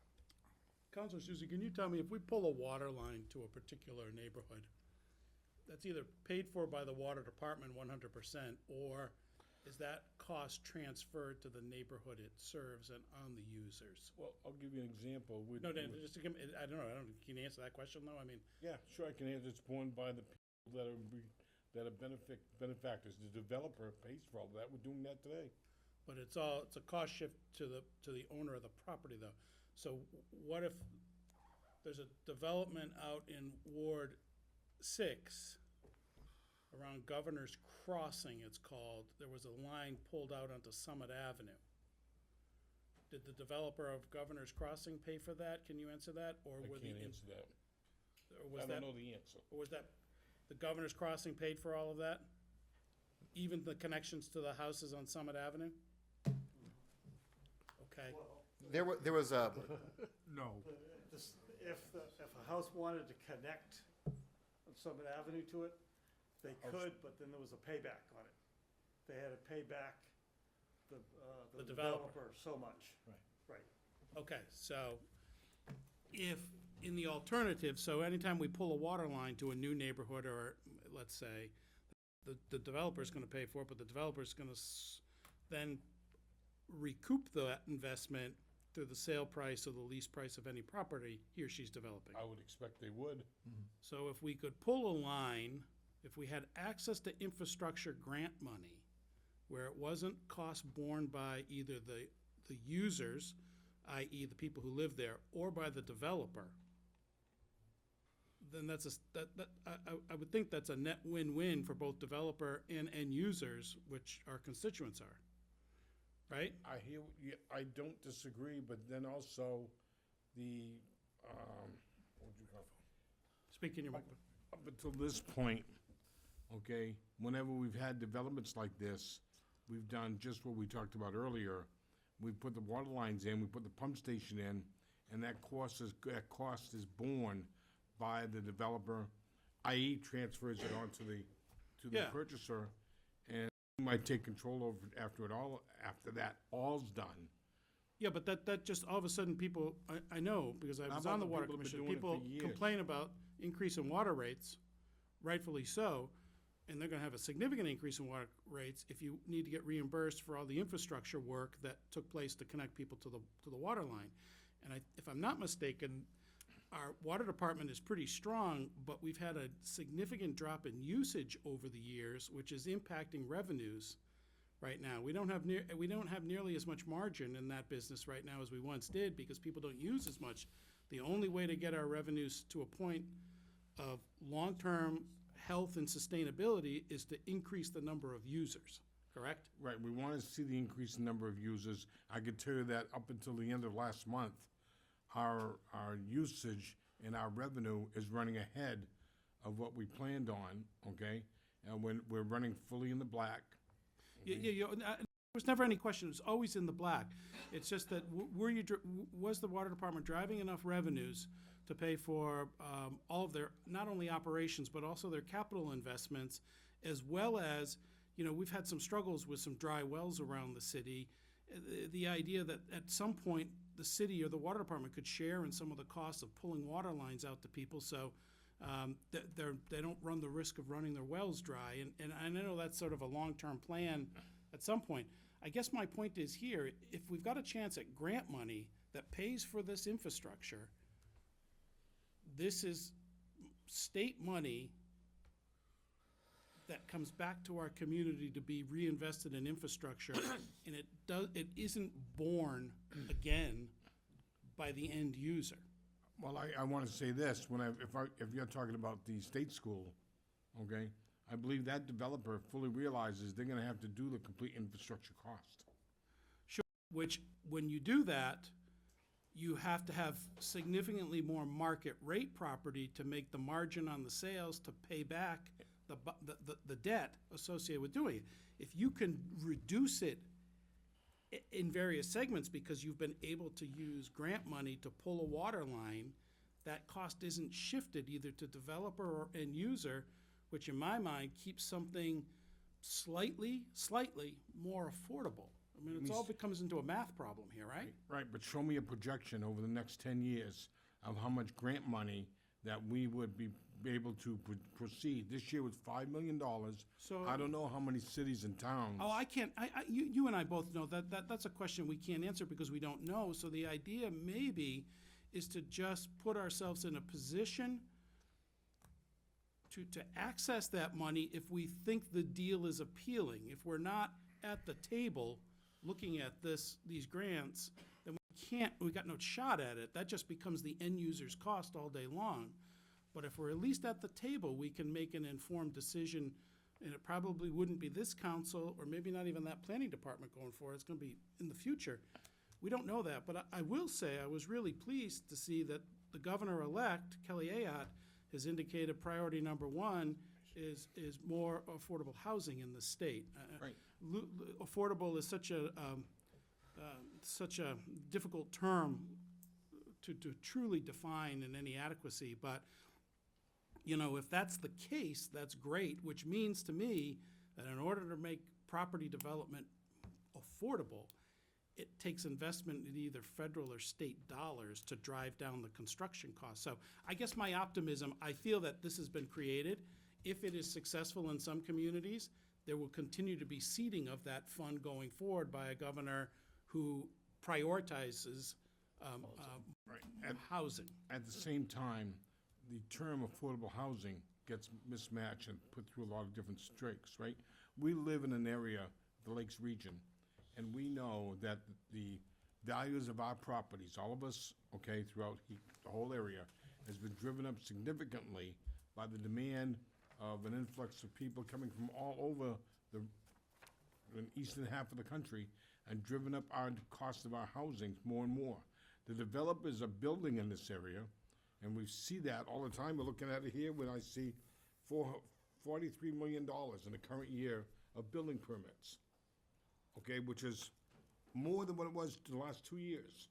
And they're driving up. Now, when they're going out and they're looking at market rates, the market rate keeps going up all the time. I have children that are trying to find places to live, just like probably you, or maybe, I don't know about you. but- So I guess you made my point for me in that you're right. The land rush to New Hampshire and the Lakes region has created a pricing matrix that so many are finding wholly unaffordable. And when we've tried desperately to recruit police officers. We always need teachers and we always need firefighters, and we need the people at the DPW as well. We also need LNAs, and the idea that with this land rush and 1% vacancy in the city right now, 5% vacancy is healthy, 1% is unhealthy. Your kids, potentially my kids, don't have housing inventory that they can even consider. That's true, but we are also, in this board, I don't think we have the rights to turn around and set rent control or property But price that's not, we are control. not at all, and that's never been a discussion, and I don't know where that came from.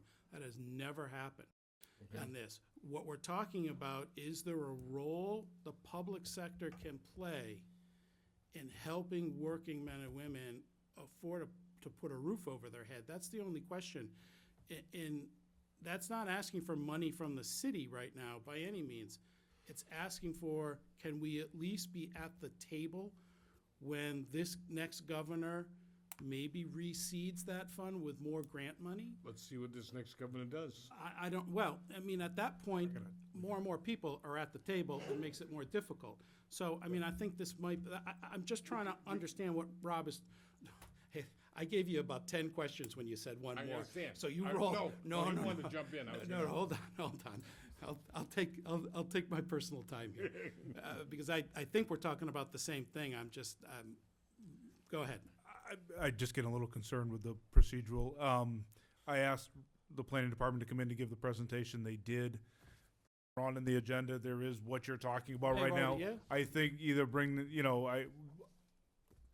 part of it is a reconsideration, which is almost the road we're going down. So I'd feel better procedurally if we followed the procedure. Me too. All right, do you have anything else to add? Any questions for our presenters? I have one Yes. question. So if the council decides that we want this designation, it's basically just saying for you to go ahead and try to make these changes. All these changes have to go before planning, and then they have to go before council. If planning or council says no to one of these changes, you look into another one. If we can't meet all the criteria by April, then we don't get the designation. That's correct. But it just gives you a chance to work on it. Right, and it gives us, opens it up to the public. Hold on, Okay. Bob. Counselor Susie, don't interrupt. Go, have you finished your question, Counselor Felch? Yep. Yes. And your answer? And it allows us to get public input on each of these. If something is people want, something people don't want. It Right, allows on us to each get item all that input. individually. Correct. Counselor.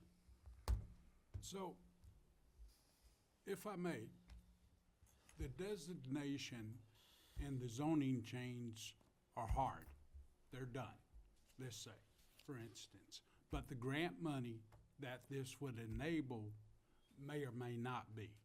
So we're not guaranteed any grant money. We're not guaranteed anything other than we can put these zoning changes in concrete, and then whether or not we get a grant, the zoning changes happen. And then the developers use these new zoning changes to build their development, with or without us getting a grant. Correct? Correct. Thank you. Just one more thing. Am I right in thinking that you're using this as an opportunity to make some changes in the zoning that we probably should be looking at anyway, right? Yes. I guess the way I see it is, we're all concerned with preserving the character of neighborhoods. We're concerned with preserving the amount of open space we have in the town. In order to do that and to meet a housing need, we have to increase density somewhere. Would you say that's an accurate statement? That's an accurate statement. And we are also preserving, we also want to preserve, which is why we've not proposed anything in residential single family. Right. Right. So you're not proposing zoning changes just for the sake of meeting this. You're using it as an opportunity to make changes that we should be looking at anyway. Yes, so our zoning ordinance is one of the oldest in the state. And we have a lot of things that are out of date where we're no longer meeting the requirements as outlined by the state statute. And this is bringing us into compliance with some of those statutes. So, yes. Thank you. I'm not arguing with you, I just have one question for One. one. But isn't this, my biggest concern, that's why I asked you earlier about performance zoning, how this affects that, and should we be making some changes at the performance zoning level? That was my, So this and performance zoning are two completely different things. Performance zoning is a completely different innovative land use control that allows much different options. To allows a developer to seek relief from a wider array of zoning requirements than what we've specified in here. So somebody that was utilizing performance zoning would not care about any of these changes because it does not affect them. okay, thank you. You're welcome. Anything else you'd like to add? May I? Oh, sure. Sorry about that. No, that's okay. I would ask the planning department, assuming for the sake of discussion, this wasn't approved tonight, would that prevent you from going ahead with proposing the changes you're talking about? If this was not, if the city council decided this was not what they wanted to do, we would not pursue this any further. We would leave it there. If that's the, Is there anything that would prevent you from doing it? If we said, go ahead and start looking at these changes, but we want to wait and see about the grant? What grant is that, Counselor Cheney, you're talking about? I presume it's with the Housing Champion grants. There's no grant, you have to get the certification, as I understand it, as a housing champion before you can qualify and apply for a grant. correct. And I understand that perfectly, Mr. Mayor. What I'm asking is there any reason we can't go ahead with the review of ordinances and the changing of ordinances without necessarily going ahead with the championship designation? Yes, so we could, if we wanted to review these changes and not apply for the Housing Champion program, we could absolutely do that and not apply for that. Okay, thank you. You're welcome. Any other questions? Thank you very much, Tyler and Rob. You're welcome. Thank you. All right, moving on to agenda item number 15, which is the mayor's report. I'll try to keep this brief, but certainly, again, one aspect of this I can't. First and foremost, Katie, congratulations and thank you to you and your team in the election, which had a record turnout here in the city, I believe, and record turnout across the state. I know that a lot of pressure and a lot of moving parts that go into a successful election. I want to just thank you and certainly convey the appreciation of myself and the city council to your team for all of the great work that was done. Also, need to extend an appreciation to all of our volunteers who assisted, all of our poll workers. This was this was a lot of work, a lot of pressure, and so nicely done. Thank you. You're welcome.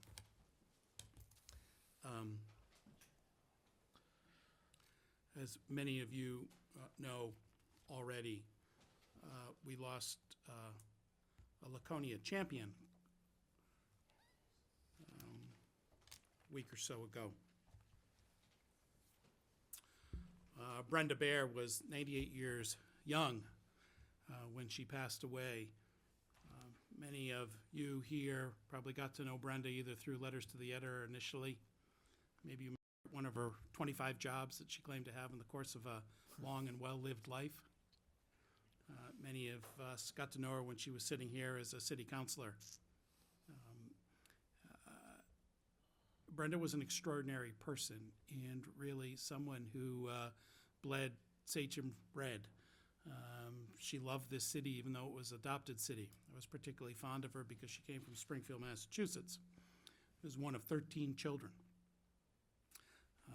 When she and her husband moved here, it was to work on what was once the Belknap Recreation area, which became Gunstock. She was passionate about so many things, whether it was what was going on in the city, sports, motorcycle week. Brenda always had a strong opinion of her. I had the opportunity to attend her memorial service today. And stories from her family and friends were truly remarkable. She was a person that was described as having guts, gumption, knowledgeable. She was a great listener. She held very strong opinions about a number of subjects. But Mike Seymour put it best, and I think former city manager Scott Myers would agree with this, that once you won Brenda over, she would be fiercely in your corner no matter what.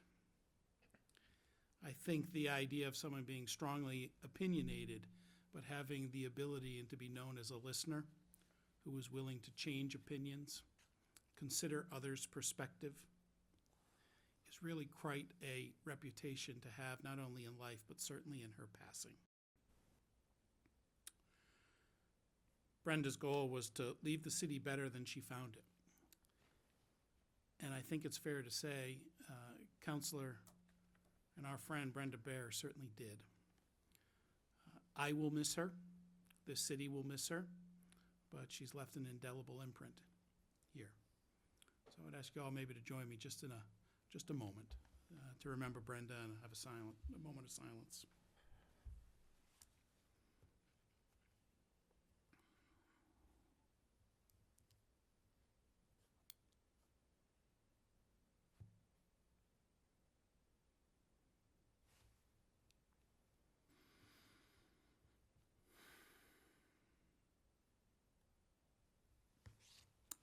Thank you. I will look to council comments right now. Councilor Susie. I have to take the place of Councilor Cheney, just to make sure that it keeps a running situation. Okay. The item that I want to bring up, and Mr. Mayor, I want to thank you, the city manager, for moving ahead with the letter to the Concord Hospital Group and the letter we received back. But I'd just like to know where the step we are now. I read an article in the Sun last Thursday written by Dr. Shavik, almost like a complete editorial. I'm not sure if you had a chance to read it. But I read that, and I think how serious it is to the residents of our city and full Lakes Region community, and just wonder where we're at on this. Okay, saw the letter, but to me, that was a lot of word speak and nothing much more than that. That's where I'm at with that, okay? Thank you, Councilor Susie. Thank you. Any other council comments or liaison comments? Councilor? I just wanted to add to it, from the state reps also, the 3 state reps in the city of Laconia, Charlie St. Clair, Mike Boards, and myself. We sent a letter to the CEO also, and voicing our concerns over the same situation with the hospital. And one last thing was, I'd like to thank DPW for the manhole work they did on Highland. They took on quite a task on fixing those, and I wanted to thank you. Okay, liaison reports. Yes, Councilor Felch. I just wanted to say, I was able to attend the service at Veterans Square yesterday, and it was well attended. thank you, everybody that was there, and thank you to all our veterans. Thank you, Councilor Felch. Are there any committee reports? Okay, the mayor has just left for a minute. He will return. All right. Okay, we are on item 19 in the agenda. That is citizens' request to comment on current agenda items. It's a time set aside for anyone in the audience to comment on current items that are on the agenda. Yes, sir. Yes, hi. My name is Bill Milner, 36 Marshall Court in Laconia. On September 23rd, I spoke in opposition to the championship housing status, which we heard a presentation tonight. I think there's people I've talked to, and I've talked to a lot of them, I think there's some confusion on housing champion and workforce housing. I think that they conflate the two. They're not clear on this, and I've had several conversations recently about this. But I spoke to them then about the factor of the fear of housing champion and trust that we do the right thing here.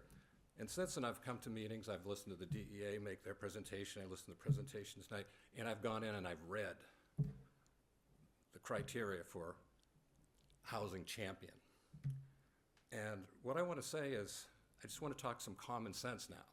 And I've heard a lot of what ifs about the $5 million and getting that grant money. But from a common sense standpoint, the demand for the housing champion status doesn't seem to be there. We heard from Leanne Monahan, I believe she was here, and the question was asked, how many have applied for it? Who's gotten it? And I think her answer was, and you can check the record, none. So, I'm sorry, what's the demand for the housing champion status? Well, this program, and I looked at it, it was initiated on July of 2023, and of the 234 municipalities, not a single one has received the status yet. Can I stop you right there for a second? Yeah. It hasn't, the first application period hasn't closed. This coming the 15th, right? So there wouldn't be. So far. Hold on. No. It hasn't been awarded because the application process is open until November 15th. Okay. So that's why there's, So, might have zero. I just, okay. that's all. So, okay. So far, the record says no one has been granted that status because. It wasn't going to start until November 15th Okay. when they look at the applications. So we're rushing to meet that deadline? No. No, we're gonna wait, we're gonna postpone that. So we don't know what the demand is. We don't know why this housing status is banned. But what I wanna say is that maybe municipalities don't wanna go in and reform, and that's the word that they use, that they use for the DEA, to reform your city ordinances, zoning ordinance. Maybe that's one reason it's not as popular as that you might think it'd be. So I would question the real demand and the need for that. And I want to say, does the city really need the housing designation to advance workforce housing? And I think I'll answer that question, and it's no. Because the city has just approved recently 60 workforce housing units on Union Ave, and that's under construction. So you can do workforce housing without this housing championship status. So, are we going to? We're not going to meet the November 15th deadline, but we're going to seek to get the housing champion status in the spring of 2025. That's what I'm hearing tonight.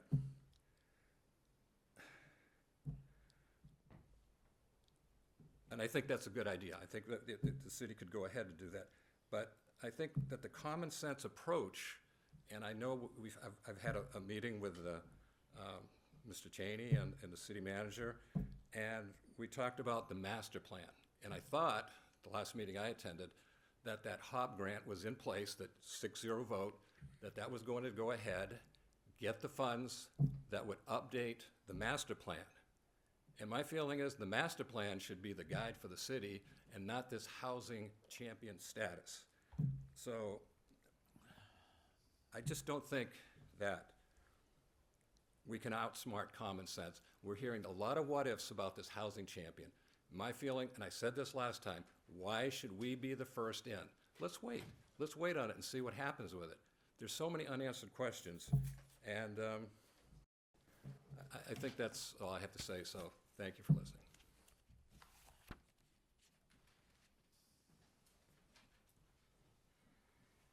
Anyone else like to speak to citizens' requests for comment on current agenda items? Yes, I would, Mayor. Thank you. Welcome. My name's Matt Cashman. I live in Laconia on Marshall Court. And like Bill Milner said, I attended the meeting on the 23rd. I wasn't in favor of it, but there was a big takeaway that I noticed when we had this meeting, is you folks listened. And it was split right down the middle. I came in tonight to be open-minded, to listen to this. And not for nothing, but this presentation left me no confidence whatsoever. And sitting in the stands and looking out at you folks, I'm not sure you have a lot of confidence in it. Mr. Cheney brought up a great idea that if you want to change ordinances, try them one by one. You don't need this designation. If there's so much uncertainty, what's the harm in pausing, taking a breath, take a minute and think about this? Over 200 signatures we gathered, not in favor of this. The housing I'd champions? like you, yes, that's correct. I'd like you to just reconsider that again. Is there, when was that handed out? I didn't see that. September anything on- 23rd. Opposing the housing champions? No, we came to your meeting and Right, we right, opposed I didn't that. see, I Yes, didn't see you- that included. You weren't here. Right, I know I wasn't here, but I was trying to get just clarification on that. Yes. So, appreciate your willingness to listen. Again, I think there's a lot of unknowns, and I think you should take your time and don't rush into this. It's a big decision for Laconia. Thank you.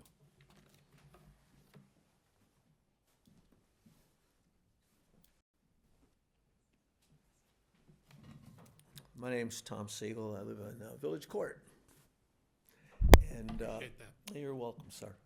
I'd just like to thank Matt because I was a little concerned sitting out here in the audience that I was the only one that didn't understand that last presentation. You know, there's just so many unknowns. I have to agree with Matt and Bill that we need to take a step back. I don't know why we need the designation. It sounds like it's up in the air what benefit there is to us for it. Once we move ahead, we move ahead. It's always hard to change it. And you don't want to move ahead and put one foot in the bucket and have it really hard. Workforce housing, we have a master plan I guess we're going to redo in the next near future. That was voted on at a meeting. I don't know if it was your last council meeting or the meeting before, but you voted to apply for grant funds to update the master plan. We got a lot of things going on. You got 270 acres off North Main. You got 10 acres off Old North Main. I think a master plan would be really worthwhile before we decide to plow ahead with changing ordinances and trying to get this designation that I don't know what benefit it is to us. And I would just like to close. I have two things and I'll get out of your hair here. Is if you do decide to move ahead with affordable housing, not necessarily the champion, but just affordable housing in general, I would just request that you build something that the city can be proud of and that the people who live there can be proud of, and they don't have a stigma for living there. Those shacks that they built down in Dover are just terrible, okay? I don't know why everybody thought they were so great, but let's build something that we can be proud of as a city and that the people that live in them can be proud of. And then my last question is, what happened to the RFQs that went out for the property on North Main and Old North Main, the 10 acres on the corner? I understand RFQs were sent out and there was going to be a committee formed to look at what to do with that property. We'll look to the city manager. Yeah, we received them, about a day and a half after we received them. That was when that September 23rd meeting, yeah. nothing moved forward. So because of that, there was no committee formed, so really they've just sort of sat on the shelf as of right now because it was. Okay, so they're pretty much dead, and you do What- plan on forming a committee at some point if you decide to move ahead? That's gonna be up to them to decide what they wanna do. I mean, we did talk about if we moved forward, absolutely.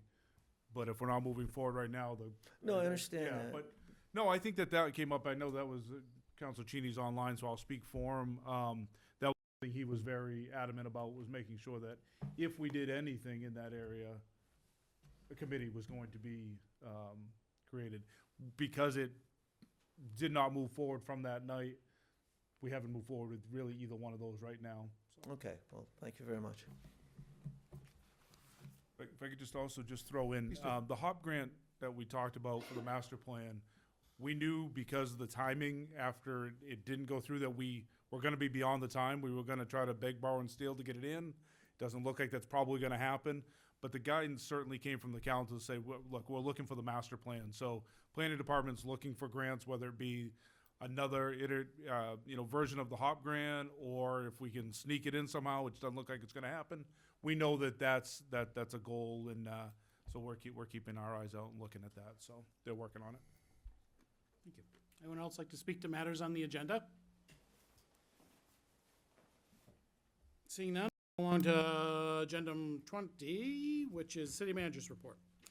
I'm gonna keep this real simple for you tonight.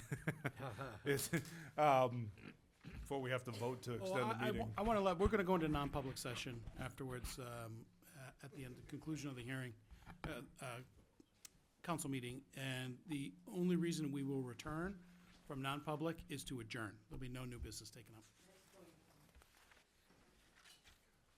All right, real quickly then, I'm gonna do this quick. The financial and operational trends, I'm gonna hit just a couple of things. One is our building construction numbers are up, compared to both last year and the year before, so that's a good thing. Our general assistance status or our welfare, is certainly continues to rise. I'm not gonna get into it tonight, but our welfare department is working on some options to try to help alleviate some of the financial burden that we're dealing with. So I think that's something that you'll hear more of in the future. I'm gonna skip all the way over to the next to last page. Go back to the building construction. You'll see that our permits issued for the month were higher than last year, and our numbers to the year, 323 this year to 252 at the same time last year. So you saw it with the financial numbers in the front, and you see it with this. We're certainly seeing our building construction numbers increasing. Everything else has been relatively on par with where we would expect it to be at this time. The last page, the EMS billing numbers, you'll note that the total number of billable trips has decreased over the last couple of years. But because of the changes to Medicaid that came from the state and the billing that you guys approved, we're seeing that, equalizing, and so we're not seeing a big decrease in revenue because of some, significant changes that way. So, we'll continue to trend them and to see how it goes. Otherwise, I'd be glad to answer questions on it, but everything else is, like I said, trending right where we would expect it to be at this time. There's no surprises in there. Thank you. Any questions for the city manager on his report? Okay, let's move along to agenda item number 21A, which is the city manager contract extension. Section 2 of the city manager's employment agreement provides that it be extended at the end of each contract year so that there is always a full year's contract in place in the event the manager or council decide not to renew. At this time, the council should consider extending the city manager's employment agreement until October 3rd, 2026. Counselor Susie. I'm just gonna move to, I thought you were asking a motion, Your Honor. So right now, I'd be looking for a motion to move to extend the contract of the city manager, Kirk Beatty, as outlined in Section 2 of his employment agreement until August 8th, until This should've been October 3rd, 2026. So made by Counselor Susie, seconded by Counselor Hoffman. Is there any further discussion? All those in favor, please call the roll. Counselor Cheney? Yes. Counselor Susie? Yes. Counselor Hoffman? Yes. Counselor Haynes? Yes. Counselor Bogart? Yes. Counselor Felch? Yes. 6 votes in the affirmative, that motion passes. Thank you. Moving on to, thank you. Moving on to agenda item 21B, temporary traffic order 2024-1-16, Holiday Parade and Lights Festival, and request to waive city fees. You have the report in front of you right now. This is in regards to us celebrating the holiday season on November 3rd, 2024. Right now, I'd be looking for a motion to approve temporary traffic order 2024-16 for the Holiday Parade and Lights Festival to be held on November 30th, 2024, as presented, and to approve the request to waive all city fees associated with the event. So made by Counselor Felch, seconded by Counselor Hoffman. Is there any further discussion? Seeing, yes, Counselor. When we say waive all fees, does that mean the vendors and stuff come and we don't charge a site fee for the vendors? Isn't that the holiday festivities group? Don't they get that fees to help offset all their costs? We'll look to the city manager. Yeah, they can still charge for those fees, but we wouldn't charge any vending fees, like if they want to set up, and parade fees and licensing fees, all those loudspeaker fees, anything like that that would come up, they wouldn't have to pay any of those. And I don't believe this one has any vendor for pay, does it? It does. It does have, okay. Yeah, but they, Tony, if I'm right, they get that money. Yes. They help offset all their costs. It yeah. offsets their Okay, costs. I agree with that, yeah. They do a lot for the city. Yeah, There are okay. any other further questions or discussion? I'd ask the clerk to call the roll. Counselor Cheney? Yes. Counselor Susie? Yes. Counselor Hoffman? Yes. Counselor Haynes? Yes. Counselor Bogart? Yes. Counselor Felch? Yes. 6 votes in the affirmative, that motion passes. Would you like to just say something? You're, Yeah, my name is Kate Dumay. I'm the vice president for Celebrate Laconia. hello. I Kate, just welcome. wanted to answer any questions that you might have tonight. I looked through the TTO and everything looked acceptable to me, but this is my first time this year as the vice president attending this meeting, so I just wanted to, be here for any questions that you might have. Thank you very much for your work and coming here tonight. I don't know if there are any questions. We've done this a handful of times. Great the job. last few years, so thank you very much. Good luck. Thank you, and thank you for your support and your funding. The only other thing you're gonna see coming forward is, the other half of it's the Santa Shuffle, the run. That wasn't able to be finalized yet for this, so I'll administratively approve that and let you know about it at our next meeting. Fair enough. Agenda item number 21C, request to approve the NHDOT Appleton Street Railroad Crossing Agreement. Kirk, you want to give us a little background on that? We're doing work down on Appleton Street, some sewer and drainage. We need to cross under the railroad tracks. Once upon a time when this was done, apparently there was never an agreement that said we could or couldn't, so this is just cleaning up some, contract language from decades ago, just allowing us, to move underneath the railroad tracks. I'll leave this up to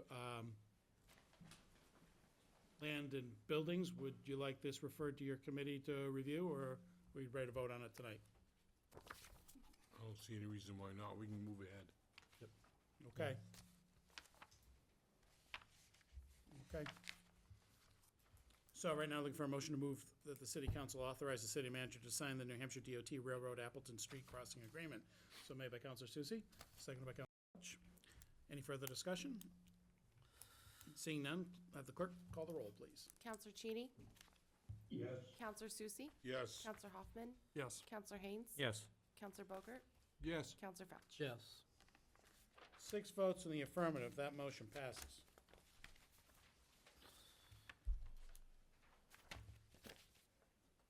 Whew. Agenda item number 21D, creation of city council liaison to the Laconia Tax Increment Financing Authority Board. City Manager Kirk Biotti is requesting Mayor Hosmer appoint the city councilor to appoint one city councilor to serve as the city council's Tax Increment Financing Authority Board liaison. Chosen councilor, Counselor Felch, will be the liaison between the city council and all 3 current TIF districts. This is the new liaison position. I have a motion to start that. Counselor Haynes, Counselor Felch is the second. Any discussion? Seeing none, I'd ask the clerk to call the roll. Counselor Cheney? Yes. Counselor Susie? Yes. Counselor Hoffman? Yes. Counselor Haynes? Yes. Counselor Bogart? Yes. Counselor Felch? I suppose so. 6 votes in the affirmative, you have to declare a conflict of interest. 6 votes in the affirmative, that motion passes. Under unfinished business. Agenda item number 22A, an ordinance 2024-235-81, amending Chapter 235 zoning relative to Article 12, Administration and Enforcement Section 235-81, duration of permits. Kirk, you want to just touch on this for a second? And Currently, we have exemptions and variances that don't expire. New ones, if you were to receive a building, say a building variance or a zoning variance, it will expire in 2 years. We have ones that don't expire, but we're able to go back and make the adjustment. So anybody that has one that was before August 19th of 2013, they'll expire on January 1st of 2028. So it still gives you plenty of time to use your exemption, use your variance, or it goes inactive. So or lose it. use it or lose it. Right. Okay. Any questions to the city manager before we go through these motions? Okay. Seeing none, looking for, right now, a motion to move to waive a reading of ordinance 2024-235-81 in its entirety, to read by title only, so made by Counselor Susie, seconded by Counselor Haynes. Is there any further discussion on that? Ask the clerk to please call the roll. Counselor Cheney? Yes. Counselor Susie? Yes. Counselor Hoffman? Yes. Counselor Haynes? Yes. Counselor Bogart? Yes. Counselor Felch? Yes.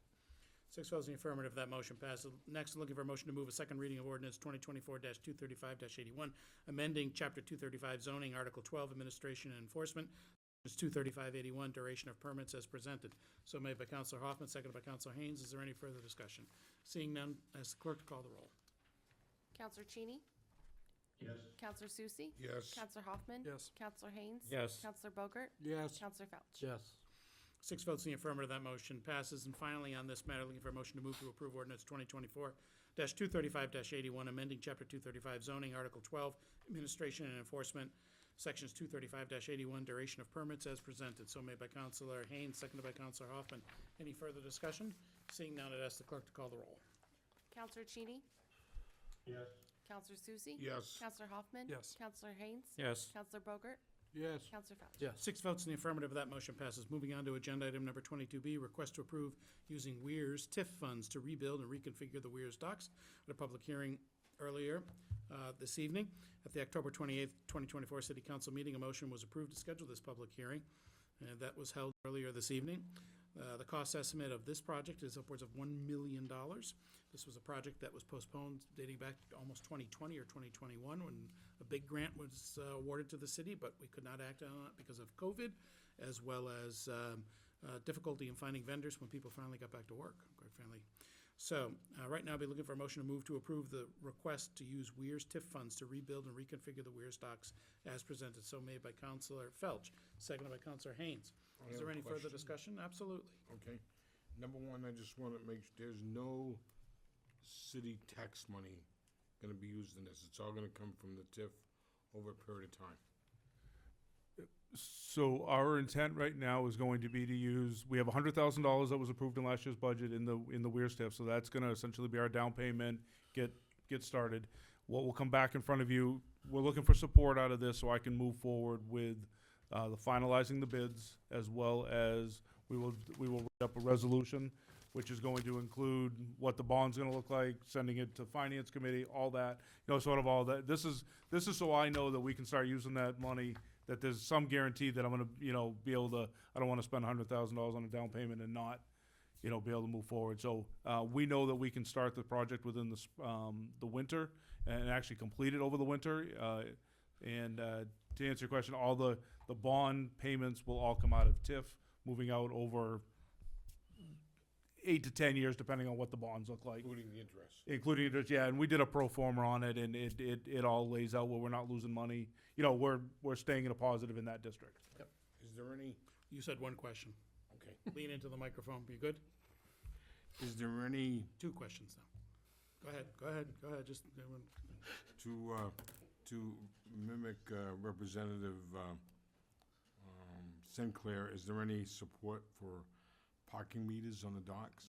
I think that's outside the scope of the motion that's right something now. we can look at So, We can look at that later. Okay, as long as I get that. I don't think this council wants to take up raising taxes right now on people, but maybe in another Yeah. hearing. So just as a reminder, you'll see this again. It's just gonna be the actual resolution that'll send it to the finance committee and all that stuff, so. But this'll let us Either way. move forward. That's fine with me. All right. Next meeting. I'm in favor of it, but. No more questions. I'm gonna give you two. All Uh, right. So, any more questions? Seeing none, please call the roll. Counselor Cheney? Yes. Counselor Susie? Yes. Counselor Hoffman? Yes. Counselor Haynes? Yes. Counselor Bogart? Yes. Counselor Felch? Yes. 6 votes in the affirmative, that motion passes. On to agenda item number 22C, request to make Howard Street one-way and no parking on one side of the street. We heard a hearing this evening, we had a public hearing, and some input. Counselor Susie, I'd like to table this and move it back to the Public Works Committee. is there a second? Second, Counselor Bogart. Well, if it's tabled, it's tabled. Well, you tell me the proper procedure, but I want to send it back to the Public Works Committee. So you just, that would be a motion to refer it back to the. Yeah, Okay. I'm not the We'll take parliamentarian, that, but, okay. okay, let's strike that motion, let's pull it back. So right now, the motion is to refer it back to the Public Works Committee, so made by Counselor Susie, seconded by Counselor Bogart. Is there any further discussion? Seeing none, I'd ask the clerk to call the roll. Counselor Cheney? Yes. Counselor Susie? Yes. Counselor Hoffman? Yes. Counselor Haynes? Yes. Counselor Bogart? Yes. Counselor Felch? Yes. 6 votes in the affirmative, that motion passes. I think that was wise, Counselor Susie, good job. Agenda item number 22, 2D, Community Power Authorization, request to schedule a public hearing. This is only to schedule a public hearing or second public hearing. Right now, I'm looking for a motion to schedule a second public hearing regarding the draft Laconia Electric Aggregation Plan for the City of Laconia on November 25th, 2024, during the regular City Council meeting, together input prior to approval. So made by Counselor Felch, seconded by Counselor Huffman. Is there any further discussion? Seeing none, I'd ask the clerk to call the roll. Counselor Cheney? Yes. Counselor Susie? Yes. Counselor Hoffman? Yes. Counselor Haynes? Yes. Counselor Bogart? Yes. Counselor Felch? Yes. 6 votes in the affirmative, and that motion passes. Moving on to agenda item number 22E. This is a resolution 2024-25, Robert A. Hamill Community Service Recognition Award Committee. Can you lead us on a little discussion on Sure. this? This was your Be idea. more than glad to. Authorized back in September, the committee moved forward and had a committee meeting and discussed a number of things in reference to that, and it was unanimous, and the council had agreed prior to that, that the Community Service Award be named the Robert Hamill Community Service Recognition Award. I think the committee was unanimous in the fact that the committee would be appointed by the mayor and council each year and to receive and evaluate nominations for this award and submit the findings for the selected recipient. The criteria for the honoree was that the recipient would display service of time, action, and talents and dedication and passion in making the city of Laconia a better place. It was the committee's recommendation that the award be awarded in June, and the committee also requested that the recipient receive something that would bear some resemblance to their community service, and that a picture of Bob and recipient's name and the year the award be displayed at City Hall. Committee members were myself, Councilor Phelps, Katie Gargano, Amy Levisek, Matt Susi, Becky Guy, and Tara Shore. And the resolution is before you. Fantastic, thanks, Counselor. Right now, we're looking for a motion to approve Resolution 2024-25, establishing the Robert A. Hamill Community Service Recognition Award to be presented annually, each June, to an individual who exemplifies the spirit of public service by sharing their time, talent, and energy to the general betterment of our community. So made by Counselor Haynes, seconded by Counselor Felch. Is there any further discussion? Seeing none, I'd ask the clerk to call the roll. Counselor Cheney? Yes. Counselor Susie? Yes. Counselor Hoffman? Yes. Counselor Haynes? Yes. Counselor Bogart? Yes. Counselor Felch? 6 votes in the affirmative, that motion passes. Right now, we're looking at agenda item number 22F, which is reconsideration of city council vote not to support applying for the Housing Champion Grant. This is, would require a two-thirds, two-third? Yeah, you want me, if you. Go ahead, yeah. So the first motion and vote would be strictly to suspend the rules, because it wasn't being reconsidered at the next meeting, so you have to suspend your own council rules. That's gonna require a two-thirds vote. If you make that vote, then there'd be two successive motions, one on actually taking up reconsidering, and then the other one would be support. So it'd be three different votes to get to an endpoint where you support it. So the first one starts with just a simple, if you want to reconsider this at all. Or, I'm sorry, suspending your rules.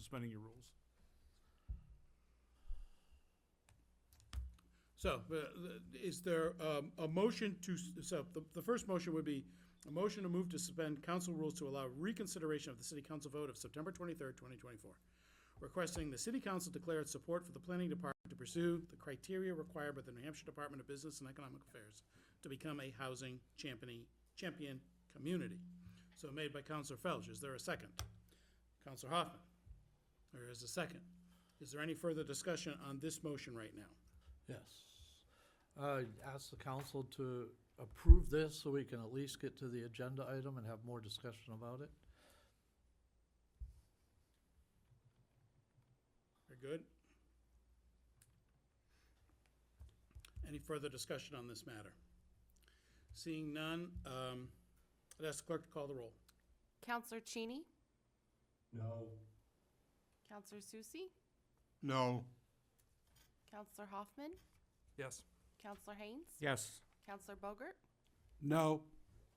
Counselor Felch. Yes. That's a 3-3 tie. I think a fourth vote does not get it to the required two-thirds at this point, so that motion dies. I'm not sure we go on to any other of the motions here. Correct. Correct, yeah.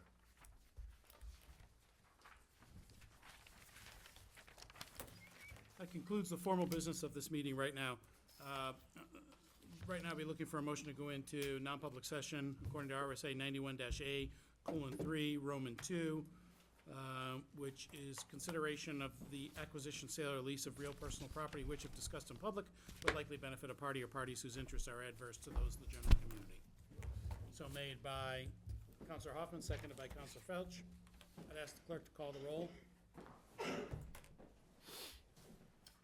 Counselor Cheney, Yes. Counselor Susie, Yes. Counselor Hoffman. Yes. Counselor Haynes. Yes. Counselor Bogart, Yes. Counselor Felch. Yes. 6 votes in the affirmative. That motion passes. We are now moving into non-public session. Katie, would you let me know when we're offline?